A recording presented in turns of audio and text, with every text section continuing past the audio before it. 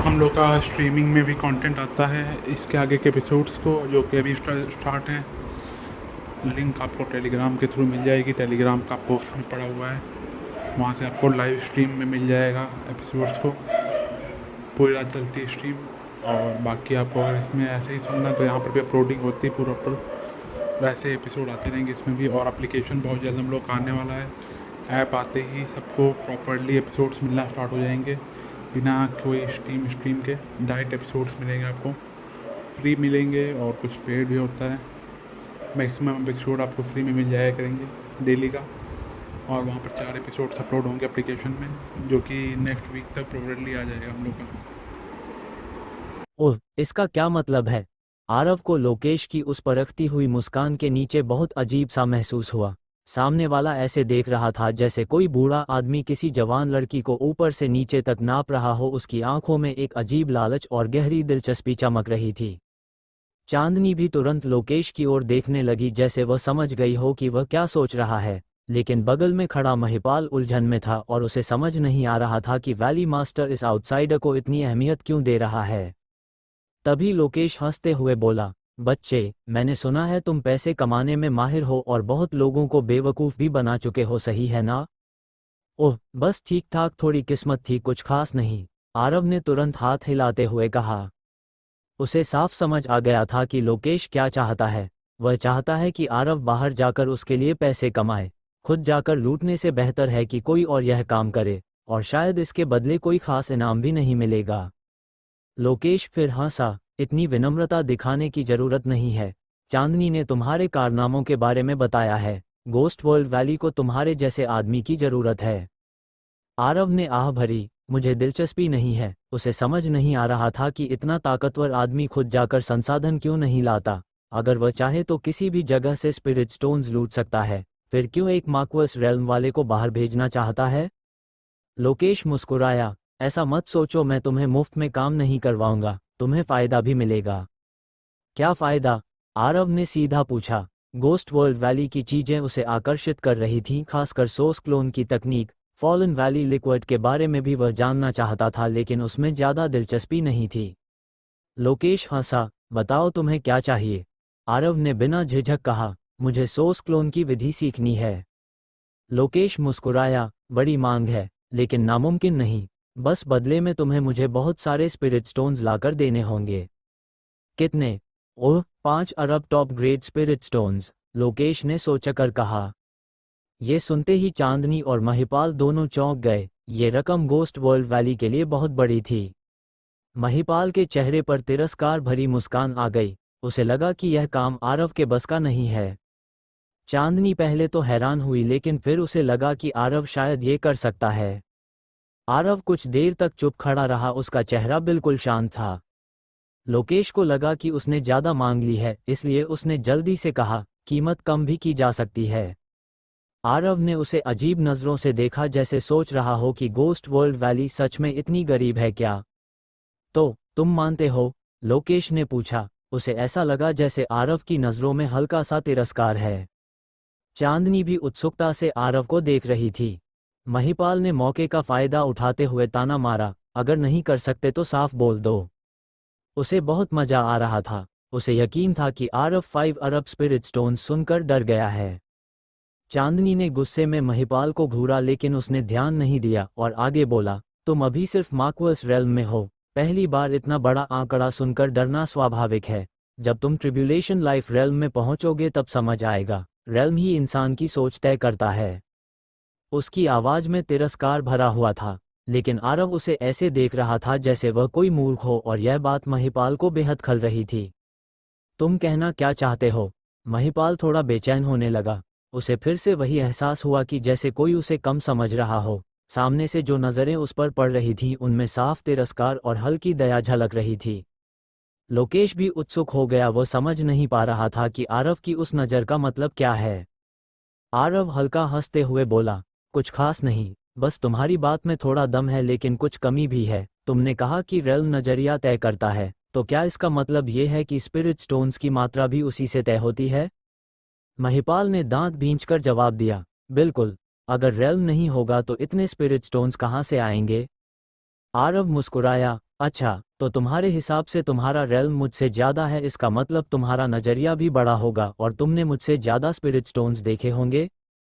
बिल्कुल, महिपाल ने तुरंत जवाब दिया। वह पीछे हटने वाला नहीं था।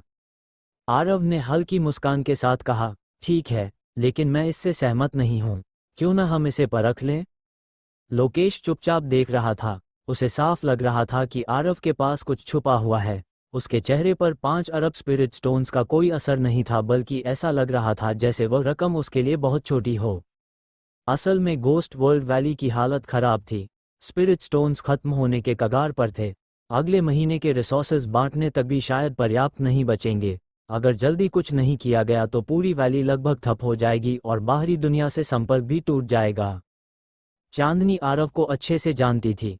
उसके चेहरे को देखकर उसे समझ आ गया कि वो कुछ करने वाला है।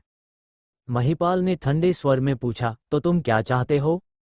आरव ने शांत स्वर में कहा, हम दोनों अपनी अपनी संपत्ति की तुलना करेंगे। तुमने कहा ना, रेल्म नजरिया तय करता है, तो देखते हैं किसका नजरिया बड़ा है। संपत्ति की तुलना? महिपाल थोड़ा चौंका। सीधा सा है, जिसके पास ज्यादा स्पिरिट स्टोन्स और रिसोर्सेज होंगे उसका नजरिया बड़ा होगा। आरव हंसा। महिपाल को थोड़ा अजीब लगा, लेकिन उसने सोचा कि सामने वाला सिर्फ गोल्डन रेल्म में है, उसके पास कितना ही होगा। तुम सोचते हो मैं तुमसे डरता हूँ? उसने तुरंत चुनौती स्वीकार कर ली। वो अंदर ही अंदर बहुत आत्मविश्वास से भरा हुआ था। उसने हाल ही में कई लोगों को मारकर उनके स्टोरेज पाउचेज लूटे थे और काफी धन इकट्ठा किया था। उसे पूरा यकीन था कि वो आरव से कहीं ज्यादा अमीर है। ठीक है, तो मुकाबला होगा, महिपाल ने कहा। आरव मुस्कुराया, लेकिन यहाँ नहीं, बाहर सबके सामने करेंगे ताकि पूरी वैली गवाह बने। ठीक है, महिपाल ने तुरंत मान लिया। आरव ने लोकेश की ओर देखा। वेली मास्टर, कृपया सबको बुला दीजिए। लोकेश थोड़ा रुका, फिर उसने सिर हिलाया। उसे भी जानना था कि आरव के पास कितना धन है। चांदनी पहले रोकना चाहती थी, लेकिन फिर उसने सोचा कि इसकी जरूरत नहीं है। वह जानती थी कि आरव पैसे कमाने में कितना माहिर है। कुछ ही देर में गोस्ट वर्ल्ड वैली के मुख्य हॉल के बाहर भीड़ जमा होने लगी। क्या हुआ? इतने साल बाद सबको क्यों बुलाया गया? क्या यह उस आउटसाइडर से जुड़ा है? हर कोई चर्चा कर रहा था। थोड़ी देर बाद लोकेश बाहर आया और उसके पीछे आरव, महिपाल और चांदनी खड़े थे। मैंने सबको यहाँ इसलिए बुलाया है ताकि तुम सब गवाह बनो, लोकेश ने कहा। सबकी नज़रें उस पर टिक गईं। महिपाल और आउटसाइडर आरव के बीच संपत्ति की प्रतियोगिता होगी। देखा जाएगा कि किसके पास ज़्यादा स्पिरिट स्टोन्स और रिसोर्सेज हैं। भीड़ में हलचल मच गई। संपत्ति की प्रतियोगिता? पहली बार ऐसा देख रहा हूँ। क्या यह आउटसाइडर सच में महिपाल से ज़्यादा अमीर हो सकता है? अधिकतर लोगों को लगा कि यह महिपाल की चाल है ताकि वो आरव को सबके सामने अपमानित कर सके। लेकिन आरव शांत खड़ा था। उसके चेहरे पर आत्मविश्वास साफ झलक रहा था। आखिरकार गोल्डन रेल्म फर्स्ट लेवल का एक व्यक्ति कैसे ट्रिब्यूलेशन लाइफ रेल्म 7 फोल्ड से ज़्यादा अमीर हो सकता है? ये बात इतनी अव्यावहारिक थी कि कोई भी इसे मानने को तैयार नहीं था। ही, चलो शुरू करते हैं, लोकेश ने मुस्कुराते हुए कहा। आरव पूरी तरह शांत खड़ा रहा। चांदनी उसके पास खड़ी थी। कुछ देर सोचने के बाद वो थोड़ा और करीब आई और अपना स्टोरेज पाउच आरव की ओर बढ़ा दिया। आरव, अगर बाद में कम पड़ जाए तो मेरा भी इस्तेमाल कर लेना, उसने धीरे से आवाज़ भेजकर कहा। उसे आरव पर भरोसा था, लेकिन फिर भी उसे थोड़ी चिंता थी, इसलिए उसने सोचा कि ज़रूरत पड़ने पर उसका स्टोरेज पाउच काम आ सकता है। आरव हल्का मुस्कुराया, ज़रूरत नहीं है। चांदनी, तुम क्या कर रही हो? उसी समय महिपाल ने ये देख लिया और गुस्से से चिल्ला उठा। भीड़ का ध्यान तुरंत चांदनी की ओर गया। भले ही उसका स्टोरेज पाउच देना एक छोटा सा इशारा था, लेकिन महिपाल की नज़र से यह नहीं बचा। उसके अनुसार यह साफ धोखा था। ही, आउटसाइडर, क्या तुम हार से डर रहे हो? औरत का स्टोरेज पाउच लेकर जीतना चाहते हो? महिपाल ने ताना मारा। फिर उसने चांदनी की ओर देखा। और तुम, इतनी चिंता हो रही है अपने प्रेमी की, चांदनी? चांदनी का चेहरा लाल हो गया, वो कुछ कह नहीं पाए। नीचे खड़ी भीड़ में फिर से शोर मच गया। देखो, चांदनी तो साफ आउटसाइडर का साथ दे रही है। ये तो चीटिंग है। पहले मनदीप को छोड़ा, अब आउटसाइडर के साथ मिलकर धोखा कर रही है। ये गोस्ट वर्ल्ड वैली के लिए शर्म की बात है। लोग धीरे धीरे बातें कर रहे थे, लेकिन उनकी हर बात चांदनी के कानों तक साफ पहुंच रही थी। उसकी आंखें लाल हो गई, गला भर आया जैसे वह रोने वाली हो। बाहर की दुनिया में वह एक मजबूत और निडर व्यक्ति थी, लेकिन यहाँ घोस्ट वर्ल्ड वैली उसका घर था। यहाँ के लोग उसका परिवार थे और उन्हीं के सामने अपमानित होना उसके लिए बेहद कठिन था। लोकेश ये सब चुपचाप देख रहा था। इस स्थिति में उसका हस्तक्षेप करना उचित नहीं था। महिपाल ने मौका पाकर फिर कहा, चांदनी, मैंने कभी नहीं सोचा था कि तुम ऐसी हो जाओगी। मेरे भाई को छोड़कर आउटसाइडर के साथ चली गई और अब उसे चीटिंग में मदद कर रही हो। क्या तुम खुद को अभी भी घोस्ट वर्ल्ड वैली का हिस्सा मानती हो? उसकी बातों ने भीड़ को और भड़का दिया। चांदनी ने सिर झुका लिया, आंसू चुपचाप बहने लगे। वह बिना कुछ कहे सब कुछ सहती रही। तभी आरव आगे बढ़ा। उसने चांदनी के कंधे पर हाथ रखा और ठंडी आवाज में कहा, महिपाल, बकवास बंद करो। मेरी औरत के बारे में बोलने का तुम्हें किसने हक दिया? महिपाल चौंक गया। आरव की नज़रें जैसे किसी धारदार हथियार की तरह उस पर टिक गईं, जिनमें साफ हत्या का इरादा झलक रहा था। आउटसाइडर, अभी चांदनी क्या कर रही थी? इसका जवाब दो। महिपाल गरजा। चांदनी खुद भी चौंक गई। उसने नहीं सोचा था कि आरव सबके सामने इतना खुलकर बोलेगा, लेकिन उसने विरोध नहीं किया, बल्कि उसके दिल में एक गर्माहट सी महसूस हुई। आरव हंसा, मैं तुम्हें क्यों समझाऊं? तुम होते कौन हो? एक कचरा, और कुछ नहीं। मेरे पास स्पिरिट स्टोन्स की इतनी भरमार है कि अगर दिखा दूं तो तुम डर जाओगे। मुझे चीटिंग करने की जरूरत नहीं है। महिपाल, तुम सच में बेवकूफ़ हो। क्या बचपन में किसी जंगली सुअर ने तुम्हारे सिर पर लात मारी थी, तभी इतने मंदबुद्धि हो? महिपाल का गुस्सा फूट पड़ा। तुम? उसने दांत भींच लिए। अपमान से उसका चेहरा लाल हो गया। क्या मतलब? क्या मतलब? मैंने कहा ना, मेरे पास बहुत पैसा है, मुझे चीटिंग करने की क्या जरूरत है? आरव जोर से बोला। और तुमने सिर्फ ये देखा कि चांदनी ने मुझे स्टोरेज पाउच दिया। तुम्हें क्या पता उसके अंदर क्या है, बेवकूफ़? महिपाल पूरी तरह स्तब्ध रह गया। आरव की जुबान इतनी तेज थी कि वह कुछ समझ ही नहीं पा रहा था। नीचे खड़े अनगिनत लोग भी हैरान थे। अगर सच में चांदनी चीटिंग कर रही होती तो क्या आरव इतना आत्मविश्वास दिखाता? ये बात किसी को समझ नहीं आ रही थी। लोकेश भी थोड़ा चौंक गया। उसने आरव को गहराई से देखा और मन ही मन सोचा कि यह लड़का सिर्फ पैसे कमाने में ही नहीं बल्कि बोलने में भी माहिर है। तू कमीने! महिपाल दांत पीसते हुए बोला। उसकी आंखें खून सी लाल हो गई थीं, लेकिन लोकेश सामने था, इसलिए वह ज्यादा कुछ करने की हिम्मत नहीं कर पा रहा था। आरव हंसा, बहुत बकवास हो गई, अब दिखाओ कितना अमीर हो, इतनी बड़ी बड़ी बातें कर रहे हो। उसकी बात सुनकर नीचे खड़े लोग भी शांत हो गए। चांदनी अभी भी आरव के पास खड़ी थी और उसके सहारे खुद को संभाल रही थी। मैं तुमसे नहीं डरता, महिपाल ने दांत भींचकर कहा। आरव ने मुस्कुराते हुए कहा, तो एक और शर्त जोड़ें? क्या शर्त? महिपाल ने पूछा। जब हम तुलना कर ही रहे हैं तो हारने वाले को सजा भी मिलनी चाहिए, तभी तो मजा आएगा, आरव ने सहज अंदाज में कहा। भीड़ में तुरंत चर्चा शुरू हो गई। सही कहा, बिना दांव के क्या मजा। यह आउटसाइडर सच में दिमाग वाला है। लोकेश ने दोनों को देखा और हल्की सांस ली। वह समझ चुका था कि आरव बिना पक्के भरोसे के ऐसा कदम नहीं उठाएगा। ठीक है, मुकाबला होगा, महिपाल ने कहा। आरव ने कहा, अगर मैं हार गया तो सबके सामने घुटनों पर बैठकर 3 बार कहूंगा, दादाजी मुझसे गलती हो गई। ठीक, महिपाल ने तुरंत मान लिया। और अगर मैं हार गया तो मैं भी यही करूंगा। आरव ने सिर हिलाया। नहीं, तुम्हारे लिए अलग सजा है। अगर तुम हारे तो चांदनी के सामने घुटनों पर बैठकर कहोगे, दादी मुझसे गलती हो गई। महिपाल के चेहरे पर गुस्सा झलक उठा, लेकिन उसने दांत भींचकर कहा, ठीक है। भीड़ में फिर से शोर मच गया। ये तो सीधा चांदनी के लिए कर रहा है। सच में मर्द है। लेकिन अगर हार गया तो? चांदनी की आंखें भर आईं। वह आरव को देखती रही।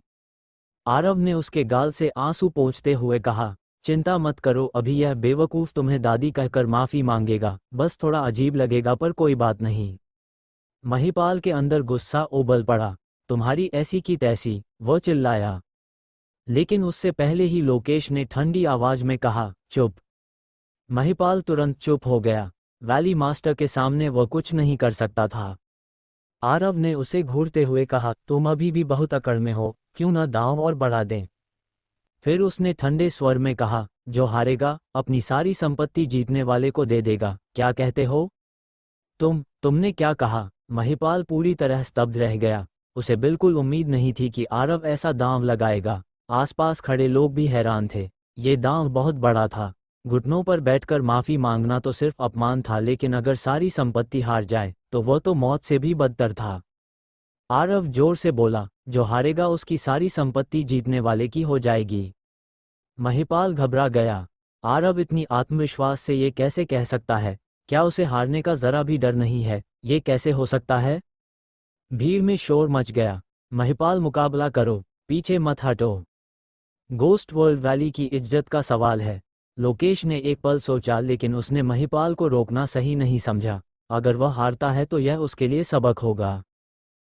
ठीक है, मैं मानता हूँ, महिपाल ने दांत भींचकर कहा। बहुत अच्छा, आरव मुस्कुराया। उसके मन में साफ था कि महिपाल को सबक सिखाना है। इसके बाद दोनों खुले मैदान में खड़े हो गए। तुम पहले दिखाओ, आरव ने कहा। महिपाल ने अपना स्टोरेज पाउच निकाला और उसे उलट दिया। झर झर स्पिरिट स्टोन्स की बारिश होने लगी। साधारण, मिड ग्रेड, हाई ग्रेड और टॉप ग्रेड हर तरह के स्पिरिट स्टोन्स बाहर आने लगे। कुछ ही देर में वह एक छोटे पहाड़ की तरह जमा हो गए। फिर उसने हेवन एंड अर्थ ट्रेजर्स निकालने शुरू किए। विभिन्न प्रकार के मटेरियल्स, खाल धातुएं, मैजिकल आर्टिफैक्ट्स और दवाइयों की बोतलें, सब कुछ मिलकर एक और ढेर बन गया। भीड़ दंग रह गई। इतना अमीर, इतने स्पिरिट स्टोन्स मैंने कभी नहीं देखे। महिपाल तो बहुत बड़ा धनवान निकला। करीब आधे घंटे बाद महिपाल ने सब कुछ निकाल दिया और हंसते हुए बोला, अब तुम्हारी बारी। आरव मुस्कुराया और अपने 2 स्टोरेज पाउच निकाले। झर झर इस बार स्पिरिट स्टोन्स की बारिश और भी भयानक थी। कुछ ही पलों में 2 बड़े पहाड़ खड़े हो गए। महिपाल का चेहरा काला पड़ गया। भीड़ में फिर से हलचल मच गई। फिर आरव ने एक और स्टोरेज पाउच निकाला और उसमें से ढेर सारे हेवन एंड अर्थ ट्रेजर्स निकाल दिए, हर तरह के मटेरियल्स, आर्टिफैक्ट्स और पिल्स। अब साफ दिख रहा था कि आरव ने महिपाल से 2 गुना धन निकाल दिया है। कैसा लगा? ज्यादा है ना? आरव हंसा। चांदनी स्तब्ध थी। आरव की संपत्ति उसकी कल्पना से भी ज्यादा थी। लोकेश की आंखों में भी लालच चमक उठा। भीड़ पूरी तरह उबल पड़ी। ये तो पागलपन है, इतना पैसा। महिपाल पूरी तरह हिल गया। अगर वह हार गया तो उसे न सिर्फ घुटनों पर बैठना पड़ेगा बल्कि अपनी सारी संपत्ति भी गंवानी पड़ेगी। मैं नहीं हारा, वह चिल्लाया। उसने अपने सारे छुपाए हुए स्टोरेज पाउच निकाल लिए। 1, 5, 20 हर पाउच से स्पिरिट स्टोन्स और रिसोर्सेज निकलते गए। ढेर बढ़ता गया और अंत में वो आरव से भी ज्यादा हो गया। महिपाल हंस पड़ा। देखा, अब मैं तुमसे ज्यादा अमीर हूं। भीड़ फिर चौंक गई। उसके पास और भी था। ये तो अविश्वसनीय है। कई लोग अब महिपाल की ओर आकर्षित नजरों से देखने लगे। लेकिन आरव अभी भी शांत था। महिपाल ने ताना मारा, अब घुटने टेकने के लिए तैयार हो जाओ। लेकिन तभी आरव ने एक और स्टोरेज पाउच निकाला और उसे उलट दिया। झर झर स्पिरिट स्टोन्स के और भी बड़े पहाड़ खड़े हो गए। रिसोर्सेस का ढेर और बढ़ गया। सबकी आंखें फटी रह गईं। लोकेश भी हैरान रह गया। यह असंभव है। महिपाल पीछे हट गया। तुम चीटिंग कर रहे हो, वह चिल्लाया। आरव हंसा। हार मान नहीं सकते क्या? चलो मैं तुम्हें मानने पर मजबूर कर देता हूं। आरव, जो पहले ही रुक चुका था, उसने अपनी जेब से एक स्टोरेज पाउच निकाला और उसे उलट दिया। झर स्पिरिट स्टोन्स और संसाधन फिर से बाहर गिरने लगे। महिपाल पूरी तरह स्तब्ध रह गया। ये कैसे हो सकता है? तुम्हारे पास इतना कैसे? दूसरी तरफ से निकाले गए स्पिरिट स्टोन्स और संसाधन उसके मुकाबले 5 गुना से भी ज्यादा थे। आरव ने आराम से कहा, इतना अमीर होना मुश्किल है क्या? लेकिन महिपाल अब भी जिद पर अड़ा रहा। नहीं, ये तुम्हारे नहीं हैं, ये सब चांदनी के हैं। हाँ, जरूर उसी के हैं। चांदनी नाराज हो गई। अगर ये मेरे नहीं हैं तो मेरा इससे क्या लेना देना? मेरे पास इतना सब कहाँ से आएगा? महिपाल पहले भी बोल चुका था, पर अब फिर वही बात दोहरा रहा था, जबकि आरव जो निकाल रहा था उसका 10वां हिस्सा भी चांदनी के पास नहीं हो सकता था। लोकेश चुपचाप सब देख रहा था। उसकी आंखें सिकुड़ी हुई थीं और वह मन ही मन कुछ सोच रहा था। आसपास के लोग अब सहन नहीं कर पा रहे थे। कोई कह रहा था कि महिपाल अब हार मान नहीं पा रहा। कोई कह रहा था कि ये आउटसाइडर आखिर है कौन जो इतना अमीर है। कोई महिपाल को शर्मनाक बता रहा था और कह रहा था कि चांदनी के पास इतना होना नामुमकिन है। फिर भी महिपाल चिल्लाता रहा, तुम चीटिंग कर रहे हो, ये तुम्हारे नहीं हैं। आरव ने बिना कुछ कहे एक और स्टोरेज पाउच उलट दिया। झर महिपाल फिर चिल्लाया, ये अभी चांदनी ने दिया होगा। आरव ने फिर एक और पाउच खाली किया। झर महिपाल पागलों की तरह चिल्लाया, मत निकालो, चाहे जितना निकाल लो ये तुम्हारे नहीं हैं। आरव बस लगातार निकालता गया, कुछ समझाने की जरूरत ही नहीं समझी, बस निकालता गया। झर झर छोटे छोटे ढेर अब स्पिरिट स्टोन की नसों जैसे बन गए, विशाल पहाड़ बन गए जिनमें आध्यात्मिक धातुएं, चमड़े, मैजिकल आर्टिफैक्ट सब शामिल थे। थोड़े ही समय में आरव ने महिपाल से 20 गुना ज्यादा धन निकाल दिया। ये देखकर लोकेश का चेहरा भी बदल गया। उसने अंदाजा लगाया कि यह सब लगभग 2 अरब टॉप ग्रेड स्पिरिट स्टोन्स के बराबर था। उसे पछतावा हुआ कि उसने मिशन के लिए सिर्फ 5 अरब मांगे थे, उसे 50 अरब या 500 अरब कहना चाहिए था। अब उसे समझ आया कि आरव ने उसे पहले तुच्छ क्यों समझा था। महिपाल का दिमाग फटने वाला था। बस करो, चाहे जितना निकाल लो, ये सब चांदनी का है। आरव ने उसकी बात पर ध्यान नहीं दिया, बल्कि मुस्कुराकर बोला, तो ये सब भी चांदनी का है? महिपाल ने तुरंत कहा, हाँ।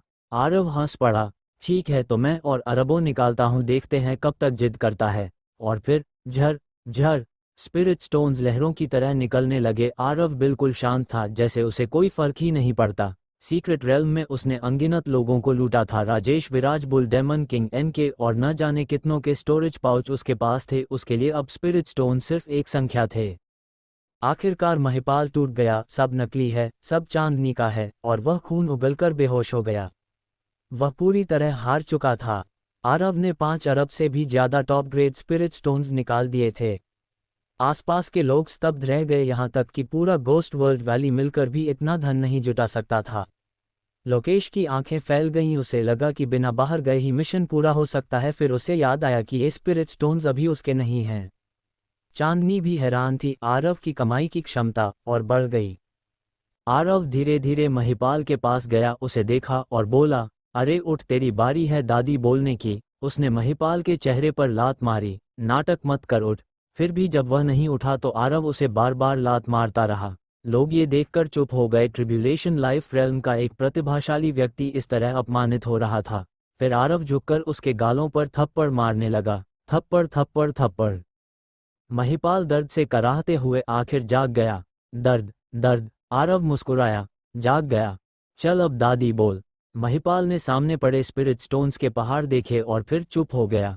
आरव ने आराम से अपने सारे स्पिरिट स्टोन्स और संसाधन वापस रख लिए और फिर महिपाल के सारे मैजिकल आर्टिफैक्ट्स और स्पिरिट स्टोन्स भी उठा लिए। महिपाल ने फिर खून उगला, उसकी सारी संपत्ति खत्म हो चुकी थी।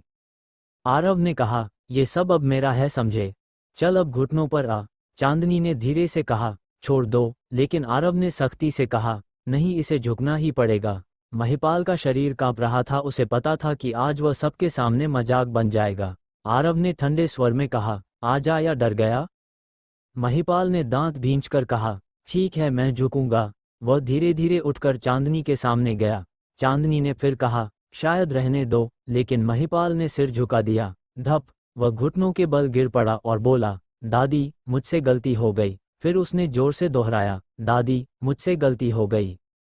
महिपाल ने इस मामले में सच में एक मर्दों वाला काम किया। उसने बिना हिचकिचाए एक ही झटके में घुटने टेक दिए और जोर से बोला, ग्रैंडमा, आई वॉज रॉन्ग। दांत भींचकर उसने अपनी तीनों शर्तें एक ही सांस में पूरी कर दीं। चांदनी घबरा गई और तुरंत बोली, महिपाल तुम उठ जाओ, जल्दी उठो। लेकिन महिपाल गुस्से से कांपता हुआ खड़ा हुआ। उसके अंदर का क्रोध अब अपनी सीमा पार कर चुका था। उसने न सिर्फ अपनी सारी संपत्ति गंवाई थी, बल्कि सबके सामने चांदनी के आगे घुटने टेक कर अपमान भी सहा था। अब वह गोस्ट वर्ल्ड वैली में कभी सिर उठाकर नहीं चल पाएगा। उसने आरव को घूरा जैसे कुछ और कड़वा कहना चाहता हो, लेकिन आज की बेइज्जती बहुत ज्यादा थी। उसे डर था कि कुछ भी कहेगा तो और अपमान ही मिलेगा, इसलिए वह मुड़कर चला गया। लोकेश ने उसे नहीं रोका। वह जानता था कि महिपाल की हालत अभी ऐसी नहीं है कि उसे रोका जाए। उसके मन में ये भी आया कि यह घटना शायद उसके लिए बुरी नहीं बल्कि एक सबक हो सकती है। महिपाल ने बाहर जाकर जो किया था वह नियमों के खिलाफ था और लोकेश खुद उसे सजा देने वाला था, लेकिन आरव ने पहले ही उसे इतना बड़ा झटका दे दिया था कि अगर वह और दबाव डालता तो शायद महिपाल टूट ही जाता। आखिरकार वह घोस्ट वर्ल्ड वैली के सबसे बड़े प्रतिभाशाली लोगों में से एक था। ऐसे व्यक्ति को खोना ठीक नहीं था। आसपास के लोग इस घटना पर तरह तरह की बातें करने लगे। कोई कह रहा था कि महिपाल ने कम से कम मर्दों की तरह अपनी हार स्वीकार की। कोई कह रहा था कि आरव बहुत निर्दयी है, उसने जरा भी रहम नहीं किया।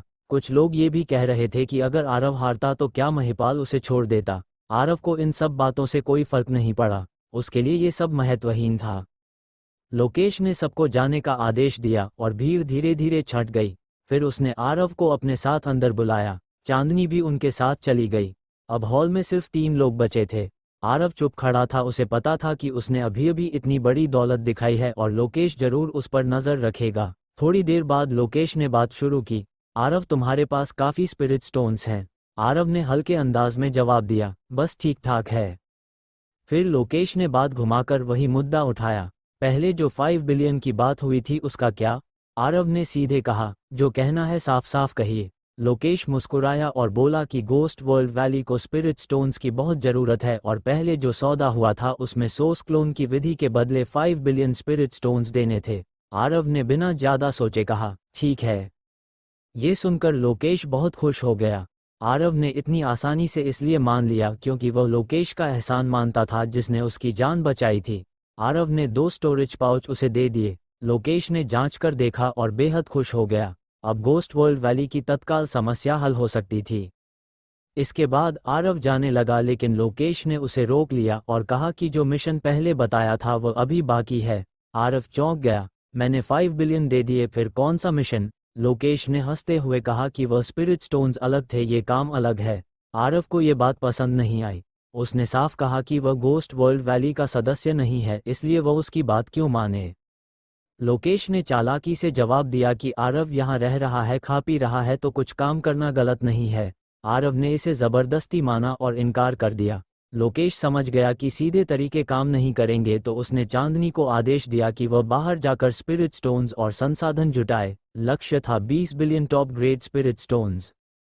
चांदनी यह सुनकर सन्न रह गई। ये लक्ष्य उसके लिए लगभग असंभव था, लेकिन वेली मास्टर के आदेश को कोई टाल नहीं सकता था, इसलिए उसने मान लिया। लोकेश ने इशारों में कहा कि वह मदद ले सकती है। ये साफ था कि वह आरव को ही इस काम में शामिल करना चाहता था। आरव सब समझ गया और मन ही मन बोला कि यह बूढ़ा बहुत चालाक है। चांदनी ने भी समझ लिया कि असल में ये काम आरव से करवाने की योजना है।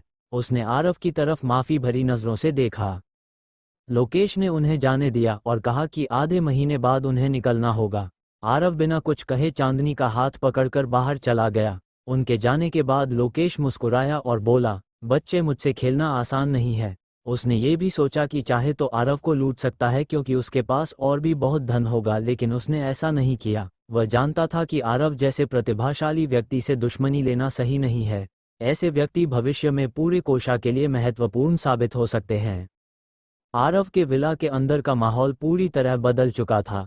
वह गुस्से में बड़बड़ाया, अरे बूढ़े कमीने, तुम मुझे मार रहे हो। साफ है कि तुम मेरा इस्तेमाल करने की कोशिश कर रहे हो। उसके चेहरे पर नाराजगी साफ दिख रही थी, लेकिन उसकी बातों में हल्की शरारत भी थी।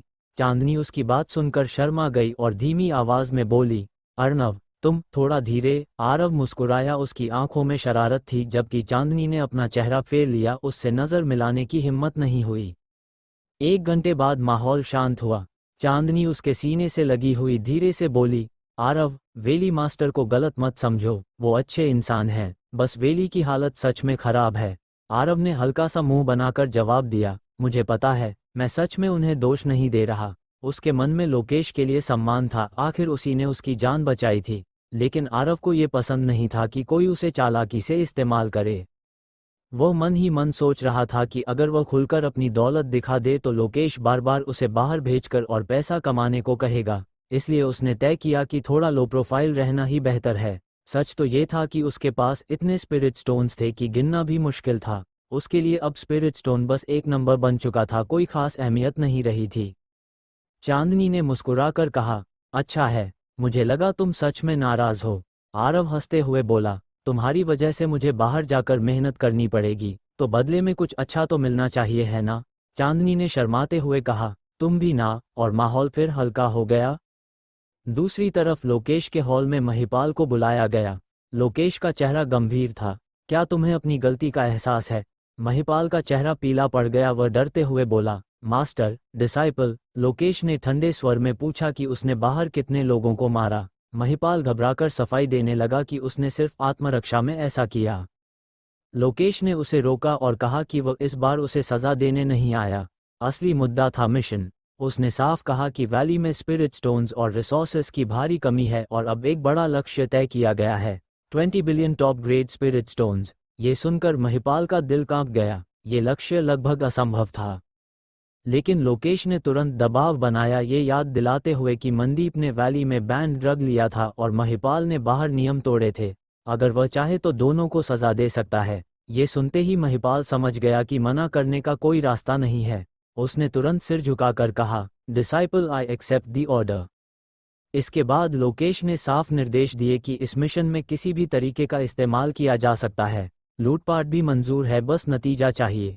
ये सुनकर महिपाल के अंदर फिर से खून खौलने लगा। उसने तय कर लिया कि इस बार वह किसी को नहीं छोड़ेगा। इसके बाद लोकेश ने उसे जाने दिया और खुद मनदीप को देखने जेल गया। मनदीप की हालत बहुत खराब थी। फॉलन वैली लिक्विड के साइड इफेक्ट्स ने उसे आधा कमजोर कर दिया था। उसे देखते ही मनदीप घुटनों पर गिर गया। मास्टर, मैं गलत था। लोकेश ने उसे उठाया और अपने साथ एक गुप्त अंडरग्राउंड पैलेस में ले गया जहां काउंटलेस पिल फर्नेसेस, रेयर मेडिसिनल हर्ब्स और प्रेशियस पिल्स मौजूद थे।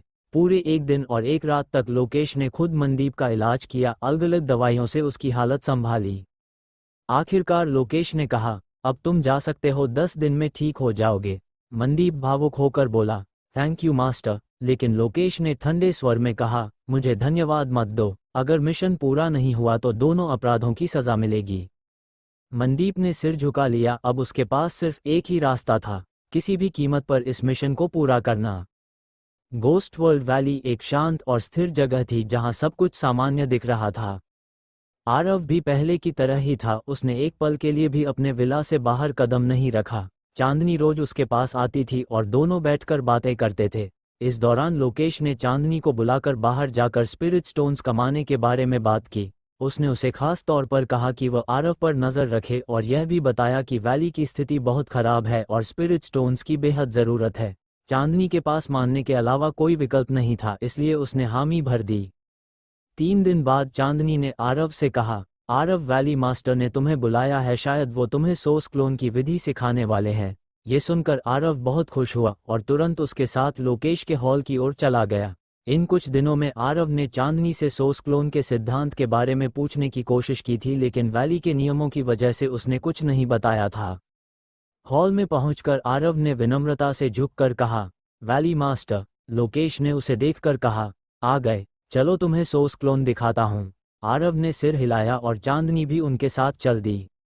इसके बाद लोकेश उन्हें गोस्ट वर्ल्ड वैली के एक अंडरग्राउंड पैलेस में ले गया। इस जगह के कई अंडरग्राउंड पैलेस थे जिनका अलग अलग उपयोग था, कुछ बैन ड्रग्स के शोध के लिए, कुछ एंशिएंट बुक्स रखने के लिए और कुछ फॉरबिडन टेक्निक्स के लिए। सोर्स क्लोन भी एक तरह की फॉरबिडन टेक्निक ही थी। अंदर का दृश्य देखकर आरव दंग रह गया। चारों तरफ नीली रोशनी के असंख्य खंभे थे जिनमें अलग अलग जीवों की धुंधली आकृतियां बैठकर साधना कर रही थीं। आरव को उन रोशनी के स्तंभों से जीवन की आभा महसूस हुई। इसका मतलब ये था कि ये स्तंभ जीवित थे, लेकिन फिर भी किसी तरह से मायावी थे। लोकेश हल्का सा हंसा और बोला, चौंक गए ना? यही है सोर्स क्लोन का सिद्धांत। अपने प्राइमोर्डियल स्पिरिट का एक छोटा हिस्सा अलग करके इस स्तंभ में स्थापित कर देते हैं, फिर वही हिस्सा कल्टिवेशन करता है और बाद में असली शरीर के साथ मिलकर ताकत बढ़ाता है। आरव ने ईमानदारी से कहा, वाकई कमाल है। यह कोई औपचारिक तारीफ नहीं थी, बल्कि दिल से निकली हुई बात थी। ये टेक्निक सच में असाधारण थी। चांदनी चुपचाप पीछे खड़ी रही। लोकेश ने एक खाली स्तंभ की ओर इशारा करते हुए कहा, इसे छू कर देखो। आरव आगे बढ़ा और उसने अपना हाथ उस रोशनी के स्तंभ पर रखा। अचानक उसे लगा कि उसकी चेतना सक्रिय हो गई है, जैसे वह अपनी इच्छा का एक हिस्सा अलग करके उस स्तंभ में भेज सकता है। साथ ही वो स्तंभ उसके अंदर की स्पिरिचुअल एनर्जी को भी खींचने लगा। यह महसूस होते ही आरव ने तुरंत अपना हाथ पीछे खींच लिया। लोकेश हंसते हुए बोला, तुम काफी सावधान हो, डरने की जरूरत नहीं है, इसमें कोई खतरा नहीं। आरव ने सिर हिलाया, लेकिन उसके मन में संदेह बना रहा। उसे लगा कि यह टेक्निक जितनी दिखती है उससे कहीं ज्यादा खतरनाक हो सकती है। फिर लोकेश ने आरव को एक काला धातु का रिंग दिया और कहा, इसे पहन लो। जब तुम बाहर जाओगे ये तुम्हें ह्यूमन एम्परर सेप्टर की शक्ति से बचाएगा और तुम्हारी ऑरा को छिपाएगा। लेकिन ध्यान रखना, तुम्हें अपनी ऑरा सी सेवरिंग रेल्म के स्तर तक दबाकर रखनी होगी, वरना ये काम नहीं करेगा। आरव ने बिना ज्यादा सोचे रिंग पहन लिया। उसके लिए यह जरूरी भी नहीं था, लेकिन चूंकि लोकेश ने दिया था उसने मना नहीं किया। इसके बाद लोकेश ने कहा, तुम बाहर जाने से पहले एक सोर्स डॉपलगैंगर बना सकते हो, जब वापस आओगे तो तुम्हारी ताकत बहुत बढ़ जाएगी। आरव ने थोड़ा सोचा और सिर हिलाकर कहा, अभी इसकी जरूरत नहीं है। ये सुनकर लोकेश हैरान हो गया, तुम्हें जरूरत नहीं? आरव ने जवाब दिया, मैं कुछ दिन यहाँ रहकर देखना चाहता हूँ कि बाकी लोग इसे कैसे इस्तेमाल करते हैं, मैं सीखना चाहता हूँ। लोकेश ने आश्चर्य से कहा, तुम मेरी टेक्निक चुराना चाहते हो? आरव ने बिना झिझक कहा, हाँ। लोकेश हल्का हंसा और बोला, अगर यह इतना आसान होता तो हर कोई सीख लेता, लेकिन ठीक है, जैसा चाहो वैसा करो। आरव मुस्कुराया और बोला, धन्यवाद वैली मास्टर। उसके पास एनलाइटनमेंट सीड था और उसे भरोसा था कि वह इस टेक्निक को समझ सकता है। उसके मन में एक बात साफ थी, अपने प्राइमोर्डियल स्पिरिट और ओरिजिन पावर का हिस्सा अलग करके छोड़ देना बहुत जोखिम भरा है, लेकिन इसी वजह से वह इस टेक्निक को और गहराई से समझना चाहता था। कृपया जैसे चाहे करो, मुझे धन्यवाद देने की जरूरत नहीं, लोकेश ने हाथ हिलाकर कहा और फिर चांदनी को आदेश दिया कि वह आरव के साथ यहीं रहे। ऊपर से यह साथ देने जैसा लग रहा था, लेकिन असल में यह निगरानी थी। लोकेश को भरोसा था कि उसके रहते गोस्ट वर्ल्ड वैली में कुछ गलत नहीं होगा, लेकिन फिर भी उसे आरव पर पूरा भरोसा नहीं था। उसे डर था कि कहीं आरव इन नीली रोशनी के स्तंभों को नुकसान न पहुंचा दे, क्योंकि इस लड़के में बहुत अजीब चीजें थीं। चांदनी समझ गई कि लोकेश क्या चाहता है, इसलिए वह वहीं रुक गई। आरव भी सब समझ गया, लेकिन उसे इससे कोई फर्क नहीं पड़ा। उसका मकसद सिर्फ इन ब्लू लाइट पिलर्स को ध्यान से समझना था। लोकेश के जाने के बाद अंडरग्राउंड पैलेस में सिर्फ आरव और चांदनी रह गए। आरव ने चारों तरफ देखते हुए पूछा, क्या ये सारे सोर्स क्लोन कल्टिवेशन कर रहे हैं? चांदनी ने सिर हिलाकर कहा, हाँ। जब ओरिजिन पावर और प्राइमोर्डियल स्पिरिट इस पिलर में मिल जाते हैं तो ये अपने आप कल्टिवेशन करते रहते हैं। उनकी गति बॉडी से थोड़ी कम होती है, लेकिन बहुत ज़्यादा फर्क नहीं होता। आरव ने ये सुनकर सोच में पड़ गया। उसी समय उसके अंदर का एनलाइटनमेंट सीड सक्रिय हो गया और हल्की हरी रोशनी उसके शरीर में फैल गई, जिससे उसकी समझ और तेज हो गई। आरव ने फिर पूछा, इन क्लोन्स का सबसे लंबा कल्टीवेशन समय कितना रहा है? चांदनी ने थोड़ा सोचकर कहा, शायद 40 साल के आसपास। आरव बुदबुदाया, इतना लंबा? चांदनी ने पूछा, क्या हुआ? आरव ने कहा, बस एक सवाल दिमाग में आया है। चांदनी उत्सुक हो गई। आरव ने धीरे से कहा, तुम्हें नहीं लगता कि इतने लंबे समय तक रहने के बाद ये क्लोन्स अपनी खुद की इच्छा विकसित कर सकते हैं? आखिर ये प्राइमोर्डियल स्पिरिट और ओरिजिन से बने हैं, यानी ये असली शरीर का हिस्सा हैं। अगर इनकी सोच अलग हो गई तो?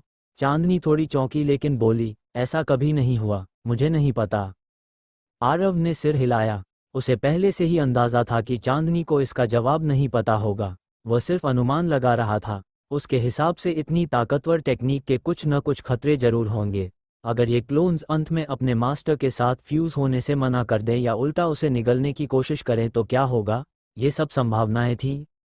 इसके बाद आरव चुप हो गया और एक ब्लू पिलर के पास जाकर उसे छूने लगा। वो अंदर मौजूद प्राइमोर्डियल स्पिरिट और ओरिजिन की शक्ति को महसूस करने लगा। एनलाइटनमेंट सीड लगातार काम कर रहा था और उसे इस टेक्निक का सिद्धांत समझने में मदद कर रहा था। जैसे ही उसने पिलर को छुआ, अंदर मौजूद धुंधली आकृति हल्के से हिली। ये बहुत मामूली था, लेकिन साफ था कि उसमें कोई प्रतिक्रिया हुई। आरव ने धीरे से कहा, जैसा सोचा था, और अपना हाथ वापस खींच लिया। उसका अंदाजा सही था। इन पिलर्स के अंदर मौजूद प्राइमोर्डियल स्पिरिट और ओरिजिन में हल्की सी अपनी इच्छा बनने लगी थी।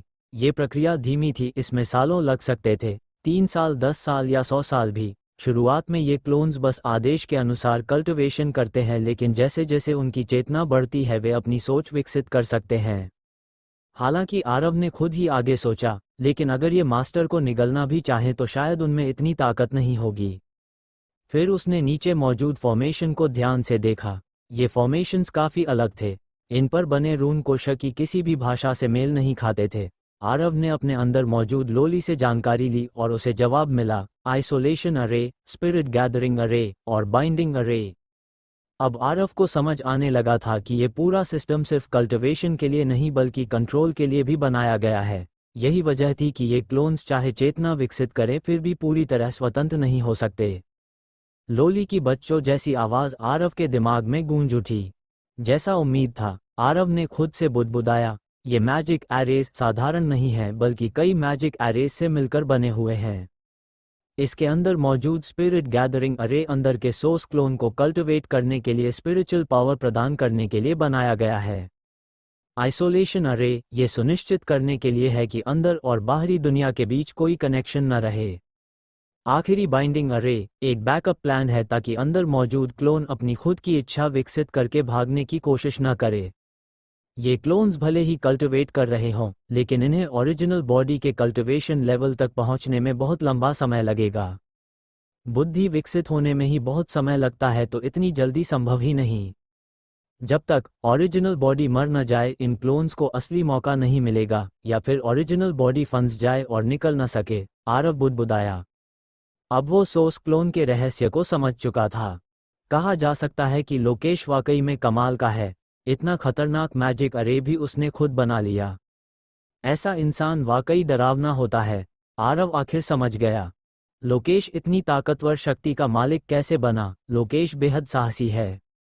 आरव का अनुमान है इस आदमी ने कहीं और लगातार कल्टिवेट करते हुए सोर्स क्लोन इकट्ठा किए होंगे, फिर लगातार फ्यूजन करता रहा और मजबूत होता गया। शायद यही है, आरव ने खुद से कहा। एनलाइटनमेंट सीड की मदद से वह सोर्स क्लोन मेथड के सिद्धांत को समझ चुका था। अगर वह चाहता तो लोली की मदद से वैसी ही नीली रोशनी का स्तंभ बना सकता था। लेकिन ये सोर्स क्लोन काफ़ी खतरनाक हैं, और जो ओरिजिन और प्राइमोर्डियल स्पिरिट शरीर से बाहर निकलते हैं वो वाकई बहुत जोखिम भरे हैं। आरव बुदबुदाया। सोर्स क्लोन को स्थिर होने के लिए इस नीले प्रकाश स्तंभ की जरूरत होती है। लेकिन अगर ऐसा है तो इसका मतलब होगा कि आरव अपने ओरिजिन और प्राइमोर्डियल स्पिरिट का एक हिस्सा लोकेश के पास छोड़ देगा। अभी तक देखने से तो लगता है कि लोकेश के मन में उसके लिए कोई बुरी मंशा नहीं है, लेकिन आगे का क्या, कौन जानता है। और फिर लोकेश बहुत रहस्यमयी है। आरव उसे समझ नहीं पाया, इसलिए वो कोई जोखिम नहीं लेना चाहता था। लेकिन उसने सोर्स क्लोन के तरीके का विश्लेषण किया। बाइंडिंग अरे की मदद से नुकसान बहुत कम हो जाता है, लगभग नज़रअंदाज करने लायक। आखिरकार अंदर मौजूद क्लोन को पहले चेतना विकसित करनी होगी, फिर पर्याप्त शक्ति इकट्ठा करनी होगी ताकि वह फॉर्मेशन को तोड़ सके। ये एक लंबी प्रक्रिया है। चांदनी आरव के पीछे चुपचाप खड़ी रही, उसे परेशान किए बिना। क्या हो अगर मैं इन सोर्स क्लोन को स्टार चार्ट में इस्तेमाल करूं?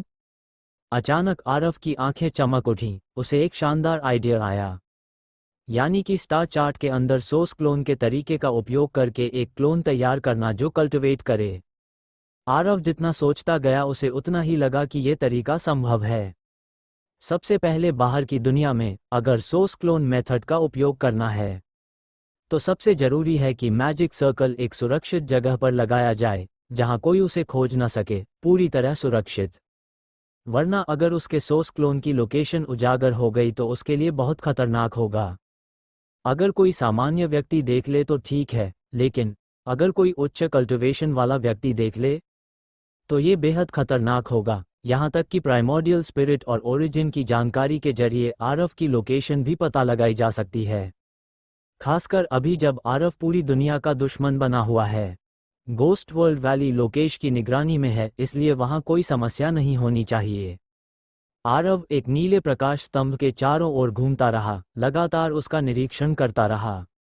वो यह अंदाजा लगा रहा था कि सोर्स क्लोन को स्टार चार्ट में जोड़ना कितना संभव है। मैजिक एरेज बनाने के लिए जो सामग्री चाहिए स्टार चार्ट में वो सब मौजूद है, और उसके पास लोली भी है। वो जो फॉर्मेशंस बनाएगा वे लोकेश के यहाँ बने फॉर्मेशन से भी बेहतर होंगे। हम लगभग ये काम कर जाना चाहिए। आरव बुदबुदाया, उसके चेहरे पर और भी ज्यादा खुशी झलक रही थी। तुम ठीक हो ना? चांदनी खुद को रोक नहीं पाई और बोल पड़ी। उसे लगा आरव कुछ अजीब व्यवहार कर रहा है। नहीं, कुछ नहीं, आरव ने हाथ हिलाते हुए कहा। मुझे थोड़ी देर और रुकना होगा। ठीक है, चांदनी ने कहा। उसे कोई जल्दी नहीं थी, वह बस ये जानना चाहती थी कि आरव पहले क्या बुदबुदा रहा था। आरव ने पूरे 5 घंटे तक अंडरग्राउंड पैलेस के अंदर निरीक्षण किया, फिर चांदनी के साथ बाहर निकला। बाहर आने के बाद आरव सीधे अपने रेजिडेंस वापस चला गया। अब तो उसका चांदनी के साथ स्पा करने का भी मन नहीं था। चांदनी को शक हुआ, उसे लगा आरव ने कुछ खोज लिया है, लेकिन उसने और सवाल नहीं किए। अंडरग्राउंड पैलेस के सामने ही वो आरव से अलग हो गई। आरव के जाने के बाद चांदनी मुख्य हॉल में गई जहां लोकेश मौजूद था। तो लोकेश हंसा, क्या उसने कुछ पता लगाया? ओह, लगता है कुछ समझा है, लेकिन पक्का नहीं कह सकती, चांदनी ने कहा। वह गोस्ट वर्ल्ड वैली से है, इसलिए आरव की गतिविधियों की जानकारी लोकेश को देना स्वाभाविक है। बेशक शर्त यह है कि आरव की हरकतों से गोस्ट वर्ल्ड वैली को कोई नुकसान न हो। ही, ये छोटा लड़का साधारण नहीं है। ये कि वह जायंट के अंडरग्राउंड पैलेस में प्राचीन कैरेक्टर्स देख सका, ये बहुत कुछ बताता है। इसके पास जरूर कुछ सीक्रेट्स हैं, लेकिन कोई फर्क नहीं पड़ता, हर किसी के पास सीक्रेट्स होते हैं, लोकेश ने कहा। लोकेश के पास निश्चित रूप से बहुत सारे सीक्रेट्स हैं, नहीं तो वह आज इस मुकाम तक कैसे पहुंचता। सेलेस्टियल गॉड कॉन्टिनेंट के बेजोड़ पावर हाउसेस उससे डर गए थे और उसे मारने के लिए एक अलायंस बना लिया था। इससे साफ है कि लोकेश कितना खतरनाक है। चांदनी ने सिर हिलाया। वैली मास्टर, आरव का गोस्ट वर्ल्ड वैली के प्रति कोई हॉस्टिलिटी नहीं है, मुझे पता है, लोकेश मुस्कुराकर बोला। ठीक है, तुम जा सकती हो। यस, चांदनी ने सिर हिलाया, मुड़ी और मेन हॉल से बाहर चली गई। ही, छोटा लड़का, तुमने इतने समय तक ऑब्जर्व किया, तो क्या हुआ अगर तुम क्लूज और मेथड जान भी जाओ? लोकेश खुद से हंसते हुए बोला, सोर्स क्लोन का मेथड मुश्किल नहीं है, लेकिन इसे बनाने के लिए जरूरी कंडीशंस हासिल करना बेहद कठिन है। तुम्हें फॉर्मेशन में एक खास स्तर की मास्टरी चाहिए, तभी कोई चांस बनता है। आरव की ताकत सच में शानदार है, उसकी फाइटिंग पावर भी हैरान करने वाली है, लेकिन वह अभी भी बहुत युवा है। सोर्स क्लोन के मल्टीपल मैजिक एरेज बनाना उसके लिए लगभग असंभव है, और सबसे खतरनाक चीज़ है सोर्स क्लोन का स्टोरेज लोकेशन। अगर उन्हें रखने के लिए पूरी तरह सुरक्षित जगह न हो, तो ये सीधे खतरे को उजागर करने जैसा होगा। इससे खुद के लिए सेफ्टी हैजर्ड पैदा हो जाएगा। ही, छोटा लड़का, एनलाइटनमेंट सीड वाकई असाधारण है। उसके इन्फॉर्मेंट्स पूरे कोशा में फैले हुए हैं, मार्शल एम्परर कॉन्टिनेंट भी इसमें शामिल है। उस समय आरव मार्शल एम्परर कॉन्टिनेंट के आउटर सेक्ट में था, जहां एनलाइटनमेंट सीड जागा था। यह कोई बड़ा सीक्रेट नहीं था, लेकिन सेलेस्टियल गॉड कॉन्टिनेंट के लोग हमेशा मार्शल एम्परर कॉन्टिनेंट को एक बंजर जगह समझते रहे, इसलिए उन्होंने कभी वहां किसी को भेजा ही नहीं। एनलाइटनमेंट सीड एक अनमोल खजाना है, यहाँ तक कि लोकेश भी इसकी कल्पना कर सकता था, लेकिन वह आरव को नुकसान नहीं पहुंचाएगा। ही, छोटा लड़का, देखता हूं तुम खुद को रोक पाते हो या नहीं। सोर्स क्लोन, यहीं रहो और आज्ञाकारी बनकर मेरे गोस्ट वर्ल्ड वैली में शामिल हो जाओ। लोकेश हंस पड़ा। आरव बहुत सतर्क था, अगर कोई और होता तो शायद अब तक अपनी प्राइमोर्डियल स्पिरिट और ओरिजिन को अलग करके लाइट पिलर में डाल चुका होता और एक सोर्स डॉपलगैंगर बना चुका होता जो उसकी कल्टिवेट में मदद करे, लेकिन आरव बेहद शांत रहा। जैसे ही बात प्राइमोर्डियल स्पिरिट और ओरिजिन को अलग करने की आई, उसने तुरंत रुकने का फैसला कर लिया। लोकेश की नज़र में ये लड़का साधारण नहीं है, बेहद असाधारण है। एक दूसरी जगह पर आरव कमरे में पालथी मारकर बैठा था, जबकि उसकी डिवाइन सोल स्टार चार्ट के अंदर प्रवेश कर चुकी थी। ही, लगभग संभव है। आरव बहुत उत्साहित था, और मिरियड फिनोमिना उसके सामने तैर रहे थे, उसकी मदद कर रहे थे जटिल फॉर्मेशंस बनाने में। स्टार चार्ट के अंदर आरव ने अनगिनत स्टार्स को तोड़ा, जिससे उसे अनगिनत ट्रेजर्स मिले, और जहां तक सेफ्टी की बात है, स्टार चार्ट से ज़्यादा सुरक्षित जगह और कहां हो सकती है। और फिर प्राइमोर्डियल स्पिरिट और ओरिजिन की पावर, क्यों न इन्हें डिवाइन सोल से ही अलग किया जाए। यह एक चमत्कार है, बिल्कुल चमत्कार। अगर आरव सफल हो गया तो वह बाद में आराम से कल्टिवेट करता रहेगा। उसके पास स्टार चार्ट के अंदर अनगिनत रिसोर्सेज हैं, जितने वह कभी इस्तेमाल भी नहीं कर सकता। अब अगर एक सोर्स डॉपलगैंगर उसकी मदद के लिए हो, तो इससे बेहतर क्या होगा। बस ऐसे ही 3 दिन पलक झपकते ही गुजर गए। आरव अपने घर से बाहर नहीं निकला, यहाँ तक कि चांदनी उससे मिलने आई तो भी उसने उसे नहीं देखा। वह पूरी तरह स्टार चार्ट के अंदर सोर्स क्लोन बनाने में लगा हुआ था। हाँ, हो गया। आरव ने नीले प्रकाश स्तंभ को देखा, जो अंडरग्राउंड पैलेस के अंदर वाले जैसा ही था, और बेहद खुश हो गया। ये सफल हो गया, वह सच में सफल हो गया। मिरियड फिनोमिना हल्के से कान पे, जैसे तारीफ चाह रहे हों। आरव ने लोली को छुआ और मुस्कुराया, अच्छा काम, बाद में तुम्हें और एंशंट आर्टिफैक्ट्स दूंगा रिफाइन करने के लिए। वियंटियान खुशी से उछलने लगा। ही, अब शुरू कर सकते हैं। आरव ने हाथ बढ़ाकर उस लाइट बीम को छुआ। ये मल्टीपल मैजिक एरेज उसने खुद बनाए थे, इसलिए इसमें उसके लिए कोई खतरा नहीं था। जैसे ही उसने नीली रोशनी को छुआ, आरव ने तुरंत अपनी आंखें बंद कर लीं। उसने चुपचाप अपनी ओरिजिन पावर का एक हिस्सा अलग किया। ये शक्ति धीरे धीरे नीले प्रकाश स्तंभ में प्रवाहित होने लगी। उस प्रकाश स्तंभ के अंदर आरव जैसा एक शैडो धीरे धीरे आकार लेने लगा। ये देखकर आरव बेहद खुश हुआ और उसने तुरंत डिवाइन सोल की शक्ति का एक हिस्सा भी अलग किया। सिद्धांत पहले जैसा ही था, लेकिन अलग करते समय आरव ने उस डिवाइडेड सोल को आदेश दिया कि वह ठीक से कल्टिवेट करे। डिवाइन सोल और प्राइमोर्डियल स्पिरिट की शक्तियां एक दूसरे को कॉम्प्लीमेंट करती हैं। दोनों ही आरव की अपनी इच्छा हैं, इसलिए इनमें कोई अंतर नहीं है। आरव की अलग की गई डिवाइन सोल पावर और ओरिजिन पावर आपस में फ्यूजन होने लगी। धीरे धीरे एक काल्पनिक आरव जन्म ले लिया। ये छोटा आरव धीरे धीरे अपनी आंखें खोलता है, फिर पालथी मारकर बैठ जाता है और नीले प्रकाश स्तंभ के अंदर चुपचाप कल्टिवेट करना शुरू कर देता है। हो गया।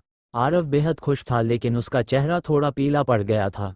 प्राइमोर्डियल स्पिरिट पावर और ओरिजिन पावर का एक हिस्सा अलग करना उसके लिए नुकसानदायक भी था। बस इतना था कि नुकसान ज़्यादा गंभीर नहीं था। उसे पूरी तरह रिकवर होने में कुछ दिन लगेंगे। आरव ने नीले प्रकाश स्तंभ को छुआ। उससे वह सोर्स क्लोन की मौजूदगी महसूस कर सकता था। बुरा नहीं, बुरा नहीं। आरव हंस पड़ा। इस फॉर्मेशन में स्पिरिट गैदरिंग अरे है, और वह भी एक लार्ज स्केल स्पिरिट गैदरिंग अरे। स्टार चार्ट के अंदर मौजूद सभी स्पिरिट स्टोन्स और heaven and earth treasures source clone के कल्टिवेट रिसोर्सेज बन चुके थे। असल में इस तरह बाइंडिंग अरे की जरूरत ही नहीं पड़ती। आरव हंस पड़ा।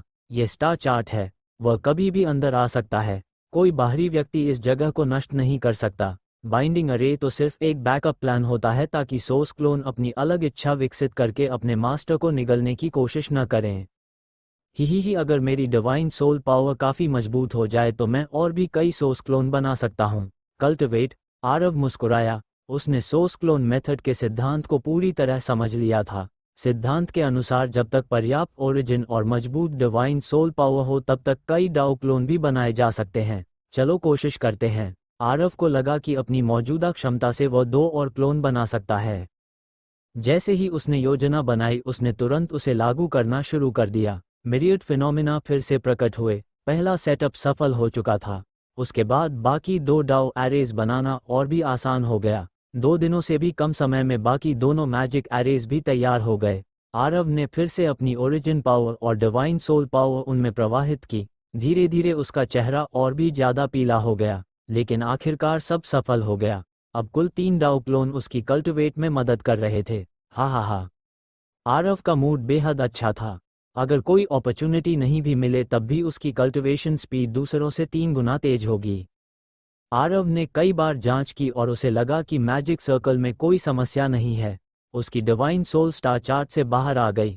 बहुत बढ़िया। गोस्ट वर्ल्ड वैली की यह यात्रा बहुत फायदेमंद रही। आरव मुस्कुराया। अब स्टार चार्ट के स्पिरिट स्टोन रिसोर्सेज का पूरा उपयोग हो सकता था और उसे खुद ज़्यादा कल्टिवेट करने की ज़रूरत भी नहीं पड़ेगी। उसकी कल्टिवेशन लेवल लगातार बढ़ती रहेगी, यहाँ तक कि सोर्स क्लोन के जोखिम को भी उसने काफ़ी हद तक कम कर दिया था।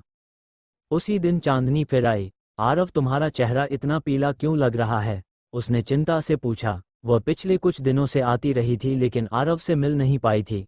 कुछ नहीं, ही मैंने तुम्हें बहुत याद किया। आरव ने उसे अपनी बाहों में खींच लिया। उफ, तुम्हारा शरीर इस हालत में भी ठीक है। तुम मुझे कम समझ रही हो। ये लो। धीरे। कुछ दिन पलक झपकते ही बीत गए। वह दिन भी आ गया जिसके बारे में लोकेश ने पहले बताया था। आज आरव और बाकी लोग निकलने वाले थे। मैं हॉल के अंदर आरव और चांदनी साथ खड़े थे। मनदीप और महिपाल दोनों भाई भी साथ खड़े थे। मनदीप के घाव ठीक हो चुके थे लेकिन उसका चेहरा पीला था। उसी तरह आरव का चेहरा भी पीला था। उसकी डिवाइन सोल पावर और ओरिजिन पावर अभी पूरी तरह रिकवर नहीं हुई थी।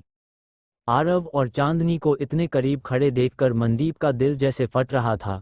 उसकी आंखों में गुस्सा जल रहा था।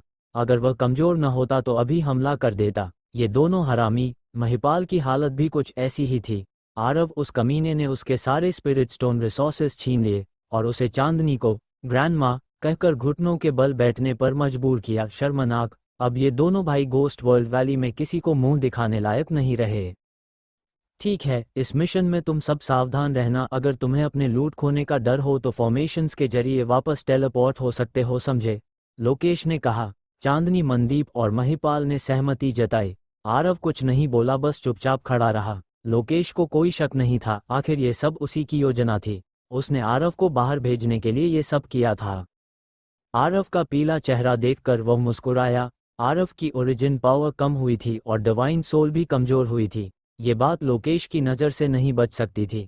उसके अनुसार सिर्फ एक ही संभावना थी, आरव ने खुद सोर्स क्लोन मेथड आजमाया था।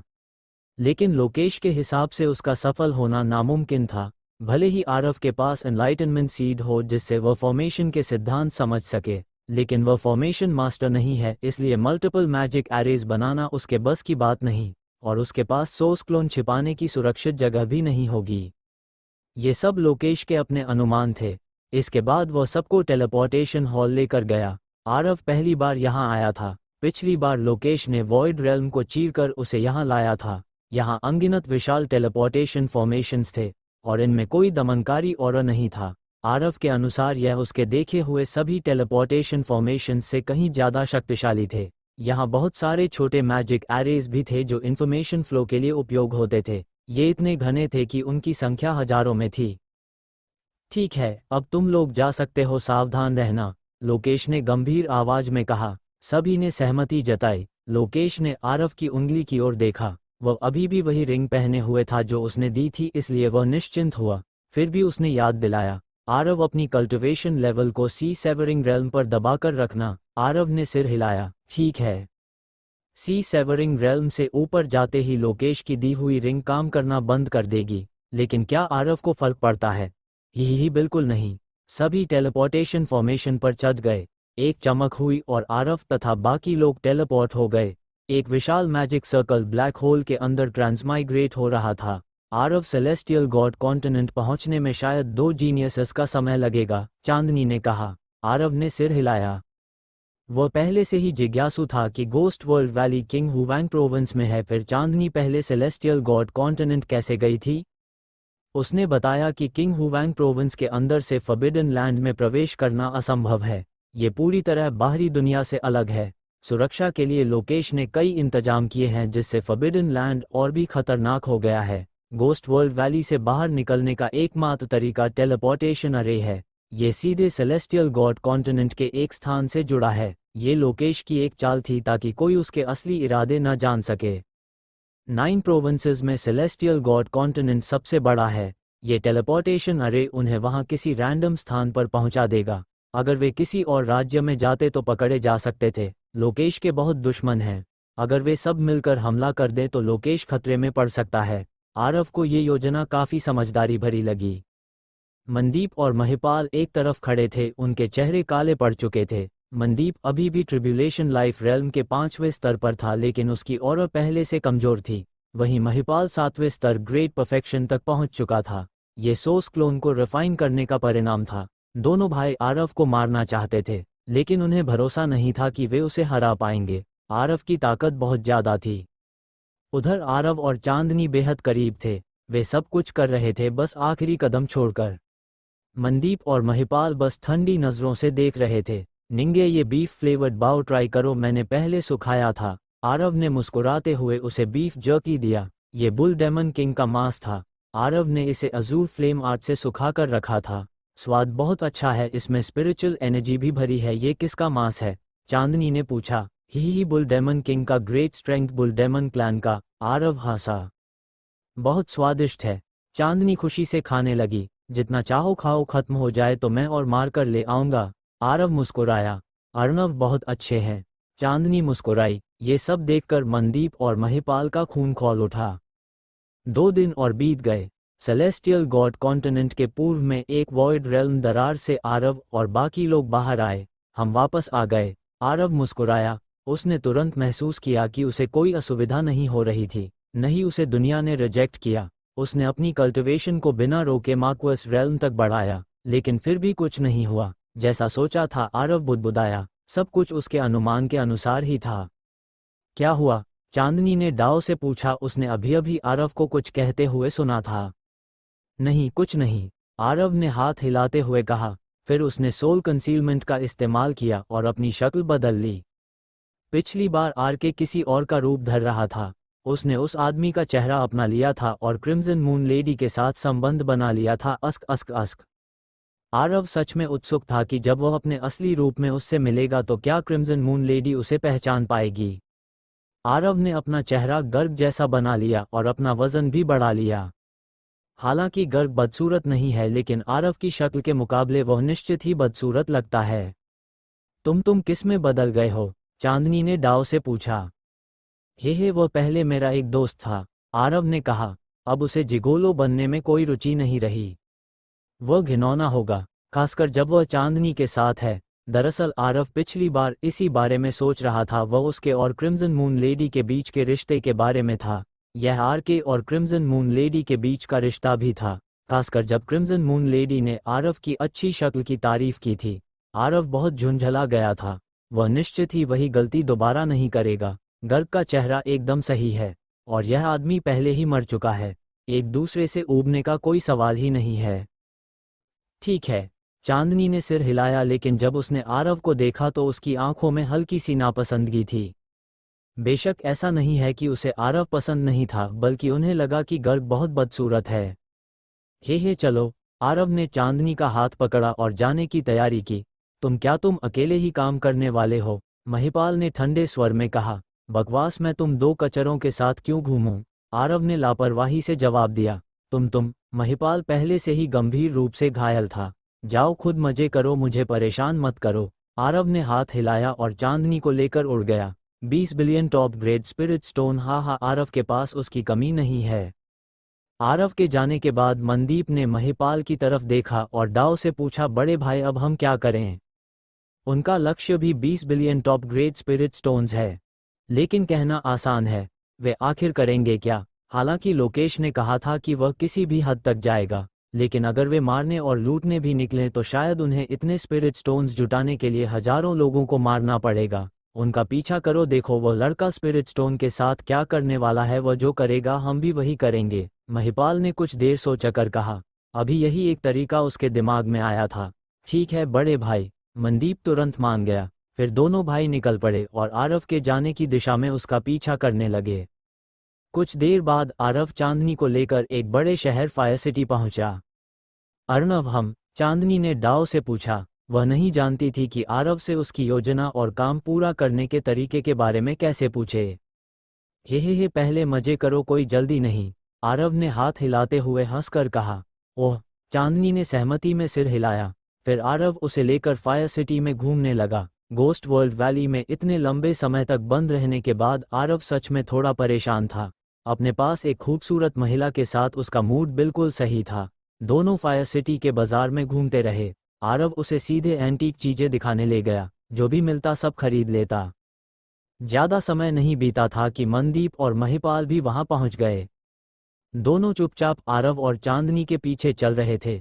वे देखना चाहते थे कि ये क्या करने वाले हैं, लेकिन आरव कुछ भी नहीं कर रहा था, बस घूम रहा था और एंटीक खरीद रहा था और कुछ भी नहीं। बड़े भाई अब क्या करें? मनदीप ने डाव से पूछा। पीछा जारी रखो। आरव को अच्छी तरह पता था कि दो लोग उसका पीछा कर रहे हैं, लेकिन उसे उनकी कोई परवाह नहीं थी। वे चाहें तो पीछे आते रहें। वह और चांदनी फायर सिटी में थे और वहां कई जगहों पर अभी भी आरव के कारनामों की चर्चा हो रही थी।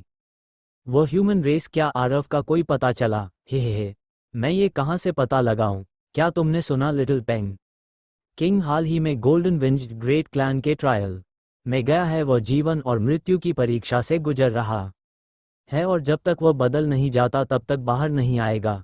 हे विराज भी ऐसा ही है। वह अपनी हार का बदला लेने के लिए हर जगह लोगों से लड़ रहा है, लेकिन भले ही दोनों प्रोडिजी है great strength, bull demon clan का बुल डेमन किंग और भी बुरी हालत में है। कहा जाता है कि वह अभी तक अपने पूर्वजों के मंदिर से बाहर नहीं निकला। कोई आश्चर्य नहीं, बुल डेमन किंग ने अपने पूर्वजों की पूरी तरह बेइज्जती कर दी। आसपास के लोगों की बातें सुनकर आरव बिल्कुल चुप हो गया। उसने मन ही मन सोचा, इतना समय हो गया फिर भी यह चर्चा खत्म नहीं हुई और बुल डेमन किंग को तो उसकी वजह से मंदिर में घुटनों के बल सजा भी मिली। एनके किस गुप्त जगह में गई और विराज कहाँ लड़ने गया? आरव अब इन लोगों के जिंदा या मरने की परवाह नहीं करता था। उसे दिलचस्पी थी सुनैना समृद्धि रेड डिमनेस में। अगर चांदनी साथ न होती तो आरव खुद जाकर पूछ लेता, लेकिन अब वह सिर्फ कान लगाकर उनकी खबर सुनने की कोशिश कर सकता था। क्या तुमने सुना समृद्धि अपने कबीले में लौटने के बाद एकांत में चली गई है और बाहर नहीं आए। उसने कहा है कि वो तभी बाहर आएगी जब और मजबूत हो जाएगी। मैंने सुना है लेकिन समृद्धि अब हेवंस प्राइड रैंकिंग में दूसरी प्रोडिजी है और यिन यांग होली बॉडी बन चुकी है। उसकी क्षमता असीम है। हाँ, मैंने सुना है कि गोल्डन रेस की कई ताकतवर शक्तियों ने शादी का प्रस्ताव दिया लेकिन पीकॉक क्लैन ने सभी को मना कर दिया। सही है, मैंने सुना कि बास स्नेक क्लैन और ऑस्ट्रिच रैट क्लैन भी गए थे अपने सबसे ताकतवर प्रोडिजी से समृद्धि की शादी कराने, लेकिन पीकॉक एंसेस्टर ने मना कर दिया। हे मैंने सुना है कि समृद्धि और उस ह्यूमन रेस आरव का गहरा संबंध है। आखिर सीक्रेट रेल्म के बाहर पीकॉक एंसेस्टर ने आरव की मदद भी की थी। आखिरकार समृद्धि की खबर मिली लेकिन आरव का चेहरा अच्छा नहीं था। बास snake clan ostrich rat clan हे आरव ठंडी हंसी हंसा। इन दोनों कबीले ने उसकी औरत पर नजर डालने की हिम्मत की। क्या ये मौत ढूंढ रहे हैं? सबसे ताकतवर प्रोडिजी सब बकवास है। आरव के दिल में इन दोनों जातियों के लिए गहरी नफरत पैदा हो गई और उसने मौका मिलते ही उन्हें खत्म करने का फैसला कर लिया। रेड डीमनेस भी हाल में नजर नहीं आए। मैंने सुना डेमन एम्परर की तरफ भी हलचल है। सही है, कहा जाता है डेमन एम्परर के लौटने के बाद उसका रेड डीमनेस से बड़ा झगड़ा हुआ। किस बात पर? कौन जाने क्या हुआ। ये सुनकर आरव गुस्से में नहीं आया बल्कि वह सोचने लगा कि आखिर ऐसा क्या हुआ होगा।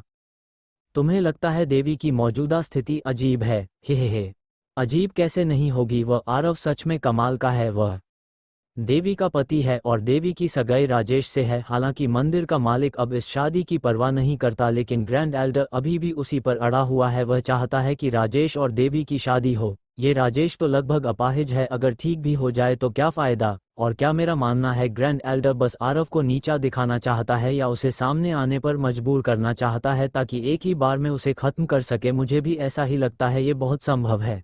सुनैना की खबर सुनने के बाद आरव का चेहरा और भी काला हो गया।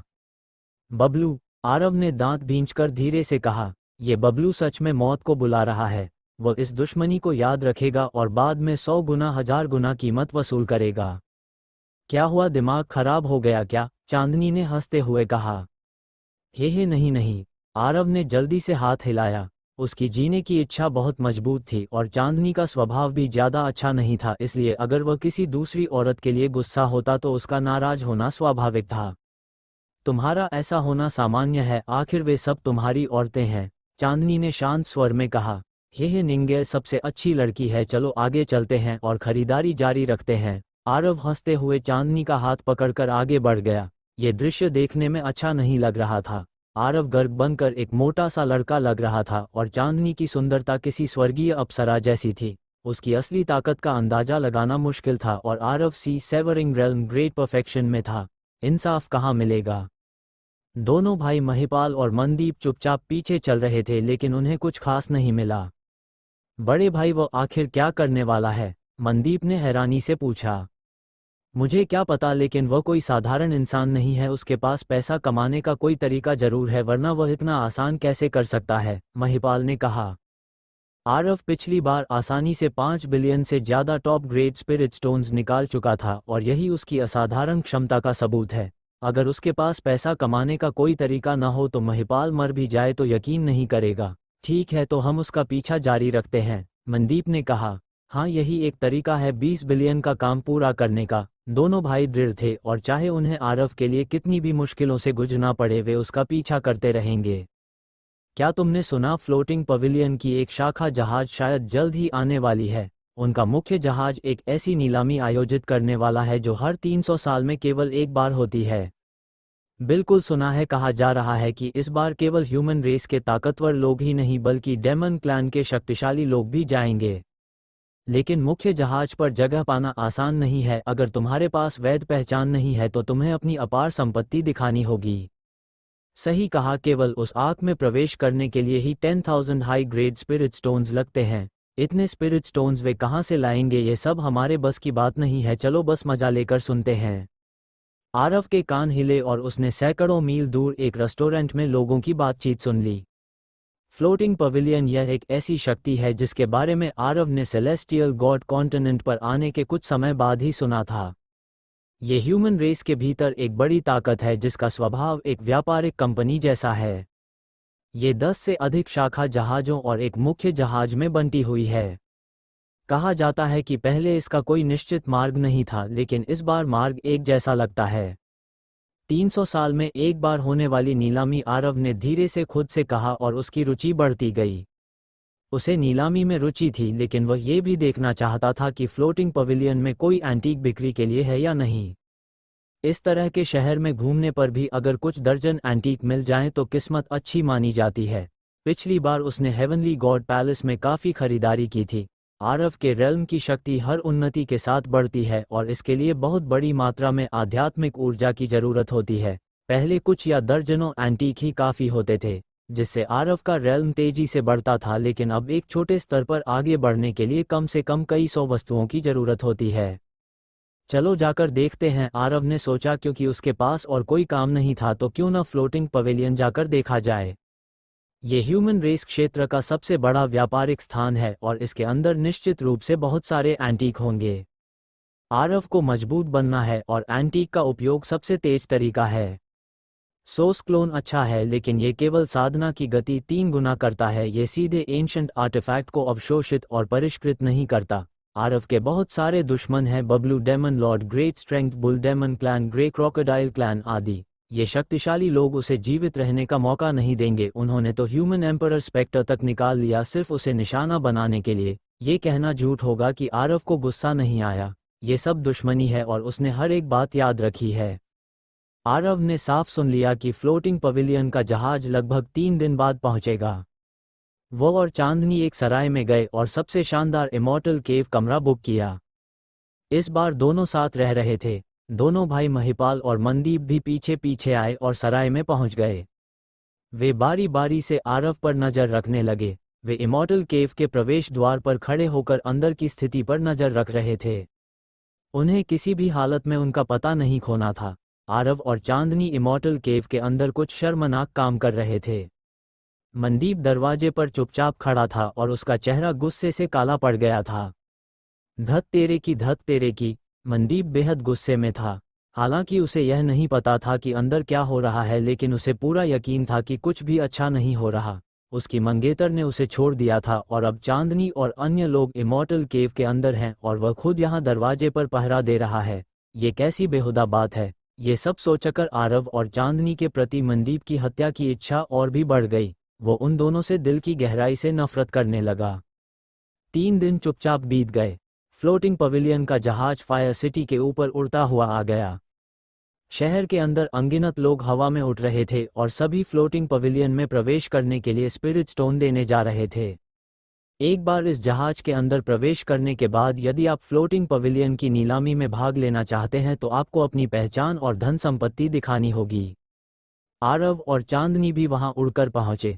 ये कहना ही पड़ेगा कि फ्लोटिंग पवेलियन का जहाज बेहद विशाल है। ये कम से कम आधे शहर के बराबर है। वाकई असाधारण, आरव ने कहा। टिकट की कीमत 10,000 हाई ग्रेड स्पिरिट स्टोन्स है, जो 100 टॉप ग्रेड स्पिरिट स्टोन्स के बराबर है। ये स्पिरिट स्टोन आरव के लिए कुछ भी नहीं था। उसने आसानी से स्पिरिट स्टोन चुकाया और चांदनी को अंदर ले गया। इस समय आरव गर्भ के रूप में था और चांदनी ने सेलेस्टियल गॉड कॉन्टिनेंट पर कभी खुद को प्रकट नहीं किया था, इसलिए उन्हें बिल्कुल भी पहचाना नहीं जा सकता था। दोनों के अंदर जाने के बाद एक नौकरानी उन्हें समझाने और मार्गदर्शन करने के लिए नियुक्त की गई। ये कहा जा सकता है कि फ्लोटिंग पवेलियन की शाखा जहाज में सब कुछ है, बड़े व्यापारिक स्थल, दैनिक नीलामी, जुआगर, युद्ध क्षेत्र आदि। यदि आपके पास स्पिरिट स्टोन है तो आप यहाँ सब कुछ पा सकते हैं। थोड़ी देर बाद आरव और चांदनी के अंदर जाने के बाद दोनों भाई महिपाल और मनदीप भी अंदर आ गए, लेकिन उनके चेहरे बहुत काले थे। स्पिरिट स्टोन के टिकट बहुत महंगे थे। उन्होंने अभी तक कुछ कमाया भी नहीं था और पहले ही बहुत बड़ी रकम खर्च कर दी थी।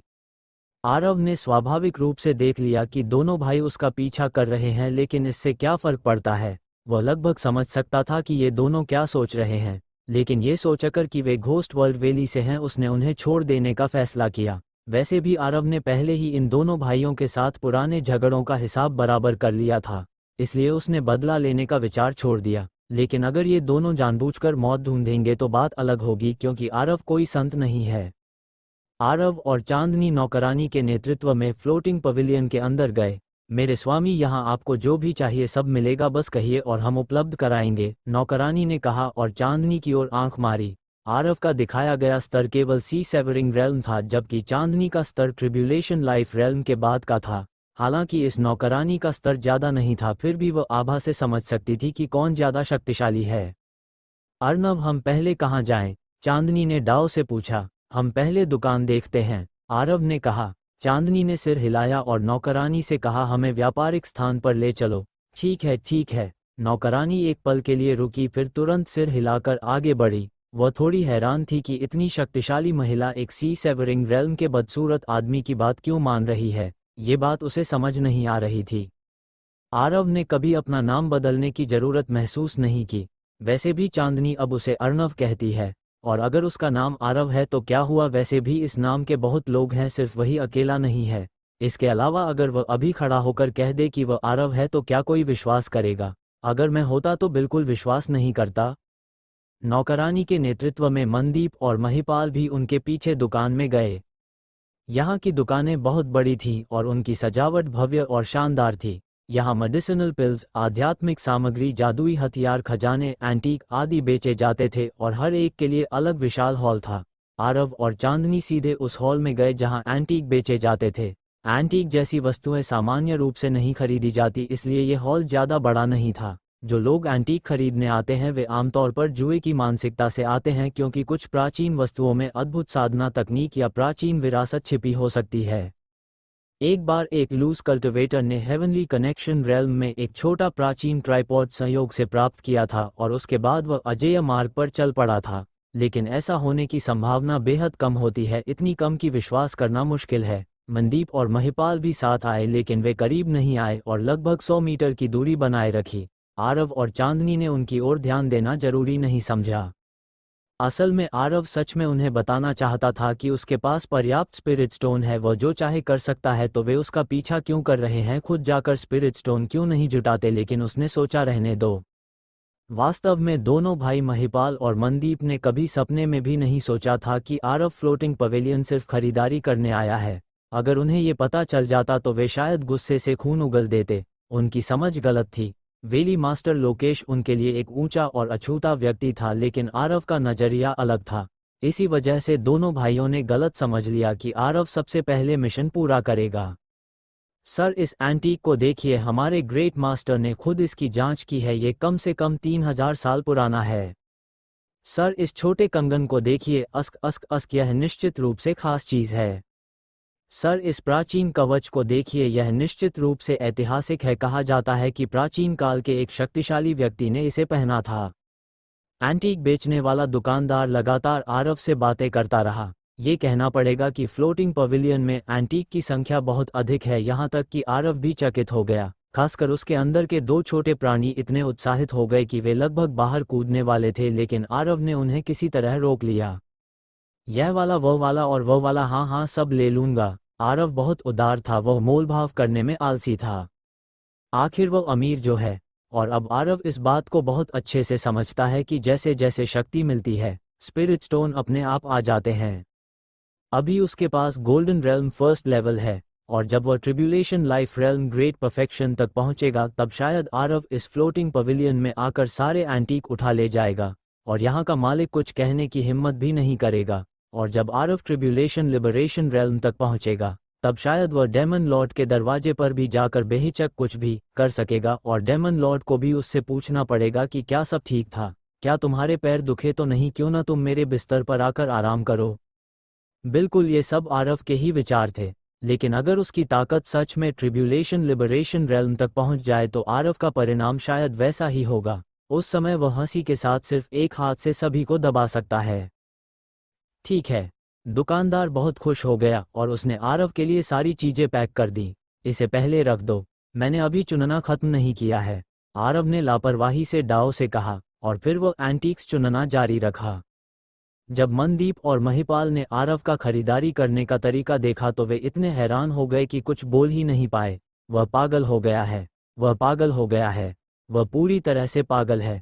महिपाल ने हैरानी से कहा, बड़े भाई, यह आदमी आखिर करना क्या चाहता है? मनदीप ने डाओ से पूछा। उसकी माँ कैसे जाने? महिपाल ने व्यंग्य में कहा। बड़े भाई, समझाओ, हमारी माँ तो एक ही है, दफा हो जाओ।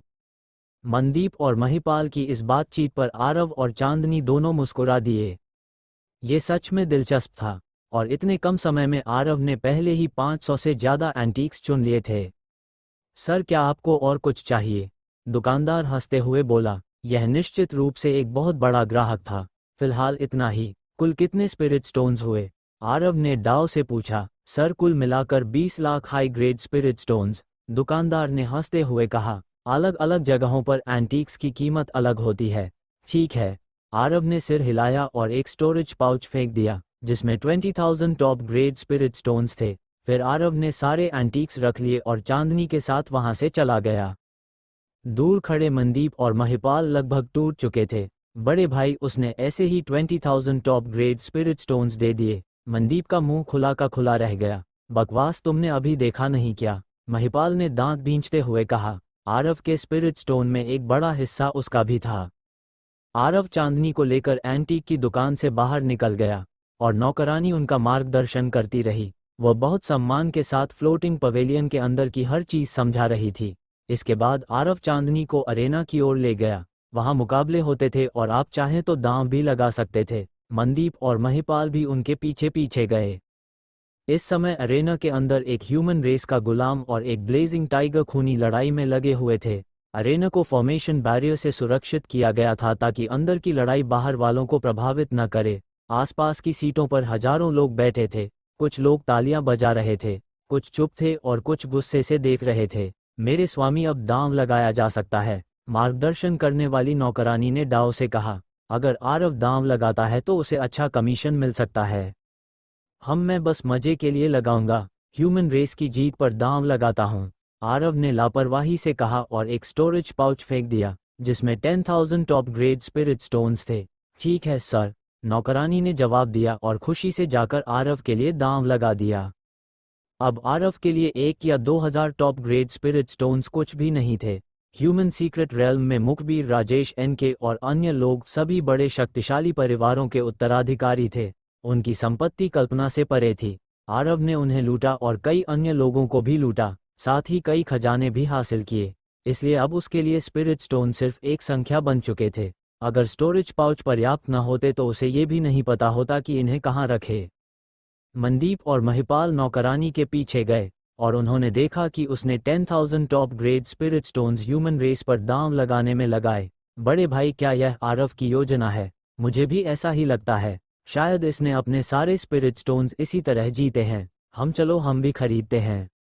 दोनों भाइयों ने फिर से गलत समझ लिया और तुरंत आरव की तरह ह्यूमन रेस पर 10,000 टॉप ग्रेड स्पिरिट स्टोन्स का दांव लगा दिया। 10,000 टॉप ग्रेड स्पिरिट स्टोन्स ज़्यादा नहीं थे, लेकिन महिपाल के पास एक भी नहीं था। सब मनदीप के थे। मनदीप खुद भी बहुत गरीब था।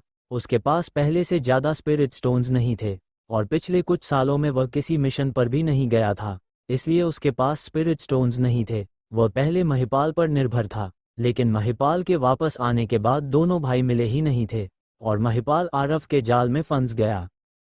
बड़े भाई, मेरे पास ज़्यादा स्पिरिट स्टोन नहीं बचे, मनदीप ने उदास होकर कहा। चिंता मत करो, ह्यूमन रेस जरूर जीतेगी, महिपाल ने डाव से कहा। अरेना के अंदर एक भयंकर लड़ाई छिड़ गई थी।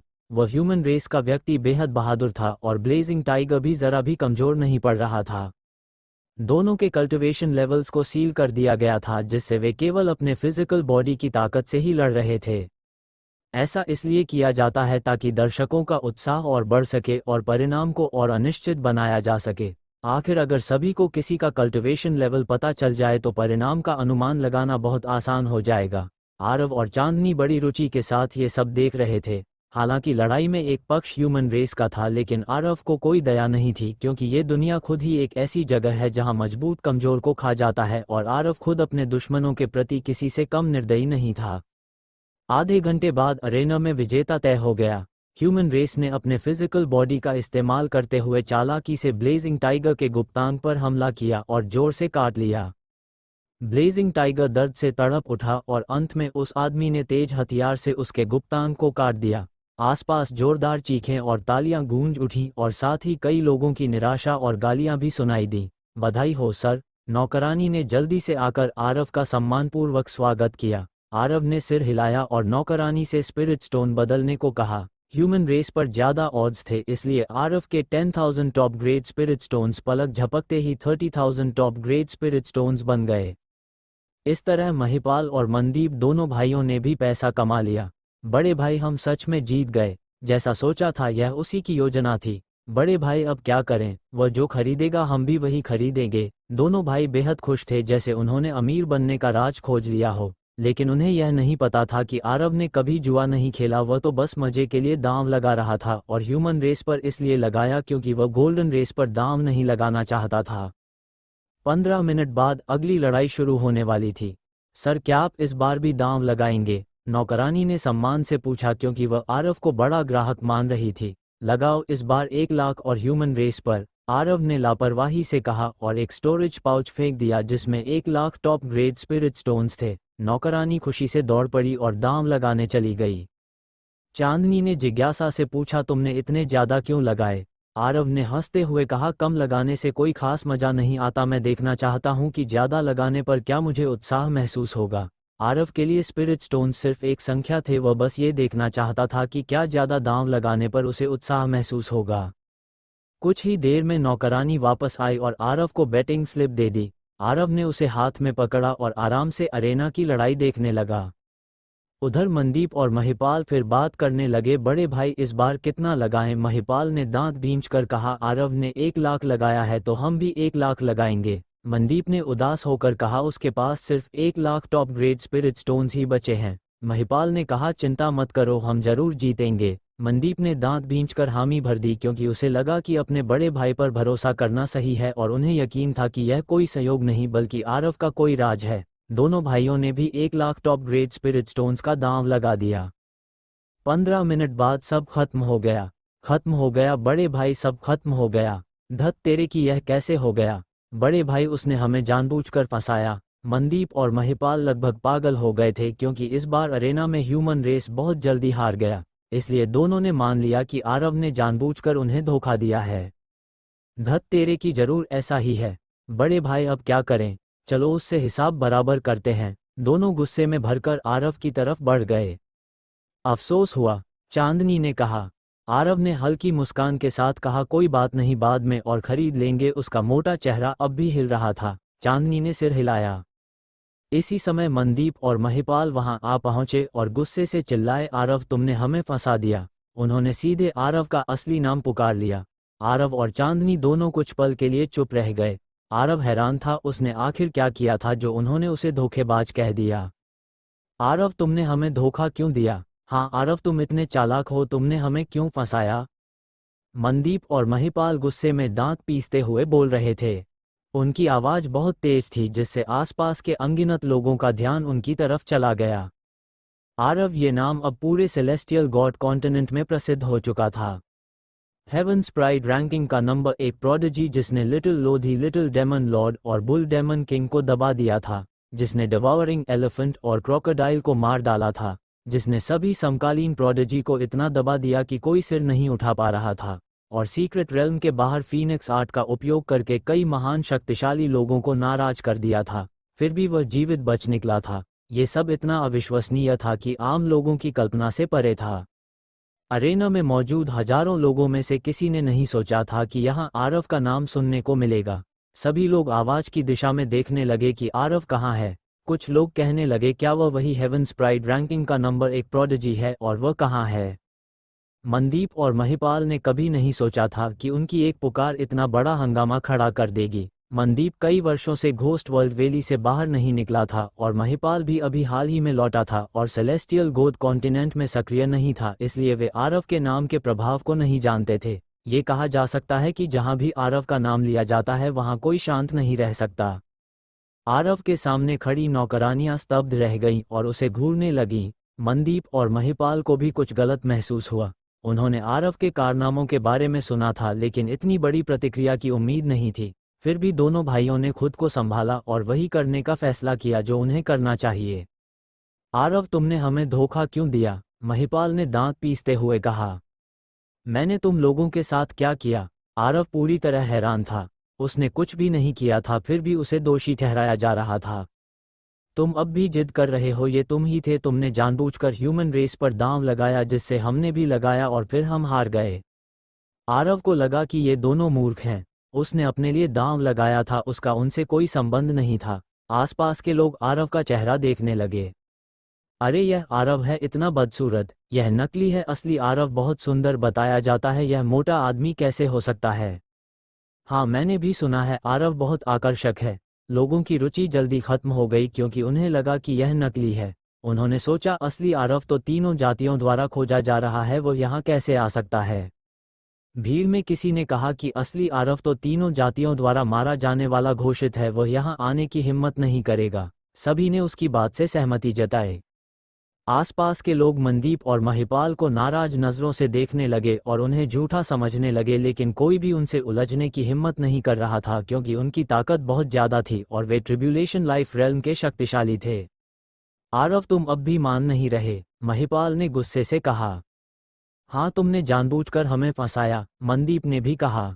ओफ, तुम जो सोचो सोचो, बस मुझे परेशान मत करो, आरव ने हाथ हिलाते हुए कहा। उसे लग रहा था उसका सिर दर्द करने लगा है। महिपाल गुस्से से कांप रहा था।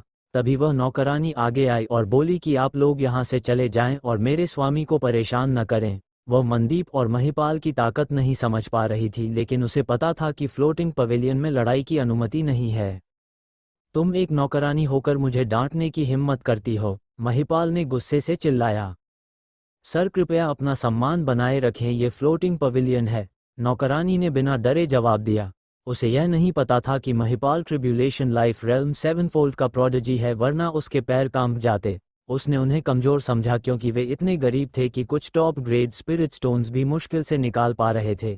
महिपाल गुस्से से पागल हो गया, लेकिन अंत में मनदीप ने उसे खींच लिया क्योंकि गोस्ट वर्ल्ड वैली के लोगों को बाहर रहते समय शांत रहना होता है और यही वहाँ का नियम है।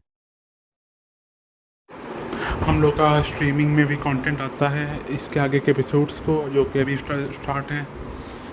लिंक आपको टेलीग्राम के थ्रू मिल जाएगी, टेलीग्राम का पोस्ट में पड़ा हुआ है, वहाँ से आपको लाइव स्ट्रीम में मिल जाएगा एपिसोड्स को, पूरी रात चलती है स्ट्रीम। और बाकी आपको अगर इसमें ऐसे ही सुनना तो यहाँ पर भी अपलोडिंग होती है पूरा वैसे एपिसोड आते रहेंगे इसमें भी। और एप्लीकेशन बहुत जल्द हम लोग का आने वाला है। ऐप आते ही सबको प्रॉपरली एपिसोड्स मिलना स्टार्ट हो जाएंगे, बिना कोई स्ट्रीम के डायरेक्ट एपिसोड्स मिलेंगे आपको, फ्री मिलेंगे। और कुछ पेड भी होता है, मैक्सिमम एपिसोड आपको फ्री में मिल जाया करेंगे डेली का। और वहाँ पर 4 एपिसोड्स अपलोड होंगे एप्लीकेशन में, जो कि नेक्स्ट वीक तक प्रोबेबली आ जाएगा हम लोग का।